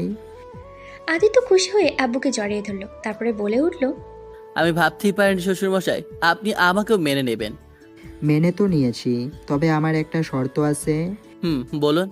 যেহেতু তোমাদের বিয়েটা হুট করে হয়েছে, তাই আমি চাচ্ছি ছোট্ট একটা পার্টি দিব তোমাদের নামে। ও, এই ব্যাপার। আমার কোনো আপত্তি নেই শ্বশুরমশাই। তারপর পুরো দুপুরটা হাসি খুশিভাবেই চলে গেল। এত সহজেই সবটা হয়ে যাবে আসলে ভাবতেই পারিনি। রাত 9টা। ডাইনিং টেবিলে বসে আছে মা, বাবা, আদিত্য, আমরা সবাই। প্রথমেই বাবা, তার পাশে আদিত্য, আদিত্যের পাশে আমি, তারপরে মাঝখানে আমার পাশে রোহান। আজকে আমি রান্না করেছি। আজকে সবাইকে খুব খুশি, তাই আজ রাতে আম্মু আমায় খাইয়ে দিবে। কতদিন হয়ে গেছে মার হাতে ভাত খাইনি। প্রথম লোকমা আমার মুখে তুলে দিল, খাবার খেয়ে নিলাম, তারপরে রোহানকেও দিল। এদিকে আমাদের কাছে আদিত্য আম্মুর দিকে তাকিয়ে রইল, তার কাছেও ভালো লাগছে। তারপরও একটা ফ্যামিলি আছে, মা আছে, বাবা আছে, ভাইয়ের মতো শালা আছে, এসব ভাবে মুচকি হাসলো আদিত্য। এমন সময় তার মুখের সামনে এক লোকমা খাবার নিয়ে আম্মু বলল, হ্যাঁ কর। বিনিময়ে আদিত্য কিছুই বলল না, অবাক চোখে তাকিয়ে রইল আম্মুর মুখের দিকে। আদিত্যের চাহনি দেখে আম্মু বলে উঠল, আজ থেকে আমি শুধু আরসির মা নই, তোমার মা আমি, আর মায়ের কথা শুনতে হয়। হাঁ করো। আম্মুর কথা শুনে আদিত্য তার চোখ ভেসে উঠল। আদিত্য খুশি হয়ে মার হাত থেকে এক লোকমা খাবার খেয়ে নিয়ে আম্মুর হাতে চুমু দিয়ে বলল, আমিও আপনার জামাই নই মা, ছেলে। এদিকে আমরা দুই ভাই বোন এদের কাণ্ড দেখে বলে উঠলাম, এখন তো আমরা কেউ না, শুধু ওনাকে আদর করতে হবে, আমাদেরকেও তো করতে হবে। সাথে সাথে আম্মু আদিত্য দুজনেই হেসে দিল। খাবার খাওয়ার পুরো মুহূর্তটা অসাধারণ ছিল। আজকে রাতে বাবা, মা আর রোহান আমাদের সাথেই থাকবে, ভাবতেই আরও খুশি লাগছে। রাত 11টা। ছাদের এক কিনারায় দাঁড়িয়ে আছে আদিত্য। আজকে সে খুব খুশি। তার সাথে নিজেরও মা বাবাকেও খুব মনে পড়ছে তার। আকাশের দিকে তাকিয়ে তারাগুলো দেখছে আদিত্য। এমন সময় পিছন থেকে জড়িয়ে ধরল আরুষি। আচমকা এমনটা হওয়ায় আদিত্য তো ঘাবড়েই যায়। পরক্ষণেই নিজেকে সামলে নিয়ে নিল। সারা বাড়িতে আদিত্যকে কোথাও না পেয়ে ছাদে চলে আসি আমি। তারপরে আদিত্যকে দেখে পিছন থেকে জড়িয়ে ধরে বলে উঠলাম, আজকে আমি খুব খুশি। বিনিময়ে আদিত্য কিছুই বলল না, চুপ করে রইল। আদিত্য চুপ থাকাতে আবারও বলে উঠলাম আমি, কি হলো, কিছু বলছো না যে? তুমি খুশি তো? খুব খুশি। আর তুমি? আমিও। আমার আর কোনো কষ্ট নেই মাই কিউট জামাই। এখন থেকে আমিও খুব খুশি থাকবো। তোকো, আমরা খুব খুশি থাকবো। আকাশের দিকে তাকিয়ে কি দেখছো? তেমন কিছু নয়, মা বাবার কথা মনে পড়ছে খুব। মুহূর্তের মধ্যেই মনটা খারাপ হয়ে গেল আমার। আমি আদিত্যের সামনে গিয়ে ওর গাল দুটো হাত দিয়ে চেপে ধরে বললাম, এত মন খারাপ করতে নেই, আমার মা বাবা আছে না, আমার মা বাবা মানেই তোমার মা বাবা। বলেই জড়িয়ে ধরলাম আদিত্যকে। কিছু না বলে আদিত্য শক্ত করে জড়িয়ে ধরল আমায়। মাঝখানে কেটে গেল 2 দিন। আজকে আরুষের বাড়িতে আদিত্য আরুষের বিয়ে উপলক্ষে বড় অনুষ্ঠান হবে। পুরো বাড়ি খুব সুন্দর করে সাজানো হয়েছে। পুরো বাড়িটাকে ফুল দিয়ে অসম্ভবভাবে তৈরি করে রাখা হয়েছে। পার্লার থেকে বিউটিশিয়ান এসেছে আরুষিকে সাজাতে। আজকে আরুষি অসম্ভব খুশি, সাথে আদিত্য। হয়তো কেউ বিশ্বাসই করতে পারছে না, এত সহজেই সবটা সবাই মেনে নিয়েছে। আজকে আদিত্য সাদা শেরওয়ানি পরেছে, সাথে সাদা জুতো, হাতে ঘড়ি, চুলগুলো বরাবরের মতনই সুন্দর করে সাজানো। অল্প সাজেই অসাধারণ লাগছে আদিত্যকে। আর অন্যদিকে আরুষিকে আজকে রেড সাদা কম্বিনেশন মিশ্রিত একটা লেহেঙ্গা পরিয়েছে। চুলগুলো গর্জিয়াসভাবে খোপা করা, মুখে ভারী মেকআপ, গলায় ভারী জুয়েলারি, হাতে চুড়ি, চোখে আইলাইনার, মাস্কারা সহ পুরো গর্জিয়াস মেকআপ দিয়ে সাজানো হয়েছে তাকে। তাকে অসম্ভব সুন্দর লাগছে আজকে। সিঁড়ি পেয়ে নিচে নামছে আদিত্য আর আরুষি। পুরো অনুষ্ঠানে মানুষের চোখ এখন ওদের দিকে। আরুষির বাবা, সব বন্ধুরা সহ সেই দিন বিয়ে বাড়িতে যারা যারা তাদের অনেকেই আজকে অনুষ্ঠানে উপস্থিত আছে। সবাই শুরুতেই একটু কিন্তু করলে পরক্ষণে আরুষির বাবা বলে দেয়, যেটা হয়েছে সেটা হয়ে গেছে, সেটা নিয়ে বাড়াবাড়ি না করাই ভালো। তার সে যেটা হয়েছে সেটাকে এনজয় করুন। সারাদিন গান বাজনা, নাচ, খাওয়া দাওয়া, ফটোশ্যুট সহ বিভিন্ন আনন্দের সঙ্গে কেটেছে দিনটি। এক কথায় বললেই পুরো হ্যাপি এন্ডিং। রাত 8টা। আরুষের বান্ধবীরা আরুষিকে খুব সুন্দর করে আবার সাজিয়ে বিছানায় বসিয়ে দিয়ে গেছে। এক কথায় বলতে গেলে আজকে আদিত্য আর আরুষের বাসর রাত। একরাশ ভয়, ভালো লাগা সব কিছু নিয়ে বসে আছে আরুষি। আজকে আরুষির রুমটা খুব সুন্দর করে সাজানো হয়েছে। এই সব কিছু আরুষির বন্ধু বান্ধবীদের কাজ। বেশ কিছুক্ষণ পরে দরজা খোলার শব্দে আরুষি নড়ে চড়ে বসলো। আদিত্য সামনেই আসতেই আদিত্যকে সালাম দিল আরুষি। আচমকা এমনটা হওয়াতে একটু ঘাবড়ে পরক্ষণে নিজেকে সামলে নিয়ে সালামের জবাব দিল আদিত্য। তারপরে পুরো রুমটা দেখতে লাগলো। রুমটা তো সুন্দর করে সাজানো হয়েছে, যেটা আদিত্য জানতো না। এই জন্যই তখন আরুষির বান্ধবী হাসতে হাসতে বলেছিল। আদিত্য হাসলো। তারপর আরুষি সামনে বসে আরুষের মাথার ঘোমটাটা খুলে দিয়ে বলে উঠল, আজকে আমার মৌরিজানকে অসম্ভব সুন্দর লাগছিল, কিন্তু সাথে সাথে আরুষি একটু গম্ভীর গলায় বলল, তার মানে এখন ভালো লাগছে না? সেটা কখন বললাম? এই মাত্রই তো বললে। আর অনুষ্ঠানে আমার বান্ধবীদের সাথে এত গা ঘেঁষ ছবি তোলার কি ছিল? এতক্ষণ পরে আদিত্য বুঝতে পারলো আরুষি কেন গম্ভীর মুডে আছে। আদিত্য হেসে বলল, এজন্যই মহারানী রেগে বোম হয়ে আছে। তবে যাই বলো, তোমার বান্ধবীরা কিন্তু খুব সুন্দর। সাথে সাথে আরুষি রেগে গিয়ে বিছানার উপরে দাঁড়িয়ে উঠে বলল, কি বললে তুমি? এইটা কি করছো? আমায় রেখে অন্য কোনো মেয়ের দিকে তাকালে না একদম চোখ উপড়ে ফেলবো বলে দিলাম। বলে কিনা আমার বান্ধবীদের সুন্দর দেখতে। আরে ওটা তো মজা করে বলেছি। তোমার মজার গুষ্টিকে দেয়, থাকো তুমি, আমি গেলাম। এই বলে যেই না আরুষি বিছানা থেকে নামতে যাবে, সাথে সাথে আদিত্য আরুষির হাত ধরে দিল টান। সাথে সাথে আরুষি এসে পড়ল আদিত্যের বুকে। আচমকা এমনটা হওয়াতে আরুষি ভ্যাবাচিকা খেয়ে গেল। তখন আদিত্য আরুষির হাত চেপে ধরে বলে উঠল, বাসর রাতে এইভাবে চলে গেলে চলবে নাকি? মানে কি? মানে বোঝাচ্ছি তোমায়। এই বলে আদিত্য চার ঠোঁট এক করে দিল। আরুষিরও রেসপন্স দিতে লাগলো। আদিত্য আরুষির ঘাড়ে সব শরীরে কিস করতে লাগলো। আদিত্য আরুষির নাভিতে একটা কিস করলো। সাথে সাথে আরুষি কেঁপে উঠল। আদিত্যকে শক্ত করে খামচে ধরল। আর ভিতরে যাওয়ার দরকার নেই, আমি ভদ্রপোলা, আমি বাসর করিনি, তাই আমি কিছু জানি না। বাসর করলে আপনারাই জানবেন। তারপরে দুজনের ভালোবাসার সাগরে তলিয়ে গেল। রাগ, অভিমান, খুনসুটি দিয়েই দিন কাটাচ্ছে আদিত্য আরুষির জীবন। দেখতে দেখতে কেটে গেল পুরো 5 বছর। আয়নার সামনে দাঁড়িয়ে আছে আদিত্য, চেঁচিয়ে বলছে, আরুষি কোথায় তুমি? আমার টাই কোথায়? আরে ড্রয়ারেই আছে দেখো। আমি পাচ্ছি না, তুমি আসো। পুরোপুরি একরাশ বিরক্তি মাথায় মাখা মুখ নিয়ে রান্নাঘর থেকে বেরিয়ে আসলো আরুষি। এদিকে আরুষি এখনো না আসায় আদিত্য আবার চেঁচিয়ে বলল, কি হলো আরুষি? কিছু না, এ নাও তোমার টাই। আদিত্য ঘুরে তাকাতেই তার ছেলে আয়ুষের গলায় টাই দেখে বলে উঠল। এটা কি করছো তুমি? সাথে সাথে আদিত্যের ছেলে আয়ুষ হাততালি দিয়ে বলে উঠল। আমার কেমন লাগছে বাবা? খুব সুন্দর লাগছে সোনা। হাসলো আয়ুষ। আয়ুষ হলো আদিত্য আর আরুষির ছেলে। আদিত্য আবার বলে উঠল, কিন্তু এখন যে এটা দিতে হবে পাপাকে। না, আমি দিব না এটা কি হচ্ছে আয়ুষ? বাবা বলছে না তা লাগবে, এখন দাও বলছি। বাবা, আমি পচা খালি বকে। আমি পচা? কি আমি পচা? সোনা, তুমি এখন বাইরে গিয়ে খেলো, আমি তোমার জন্য চকলেট নিয়ে আসি। আয়ুষের কিছু না বলে চলে গেল। এদিকে আরুষি হাবলার মতো তাকিয়ে রইল আদিত্যের দিকে। তারপরে বলে উঠল, এটা কি করলে? তাই নিয়ে চলে গেল তো। এদিকে আদিত্য একটু একটু করে সামনে এগোতে এগোতে বলল, ভাবছি আর কোথাও যাব না, বাড়িতেই থাকবো। বাড়িতে থাকবে কেন? সেটাই তো বলবো এখন। যেই না আদিত্য এগোতে গেল, সাথে সাথে আরুষি দিল দৌড়। আর আরুষির পিছনে আদিত্য দিল দৌড়। পুরো রুমে দুজনে ছুটোছুটি করছে। আর এভাবেই খুনসুটি ভালোবাসায় কাটছে আদিত্য আরুষির জীবন।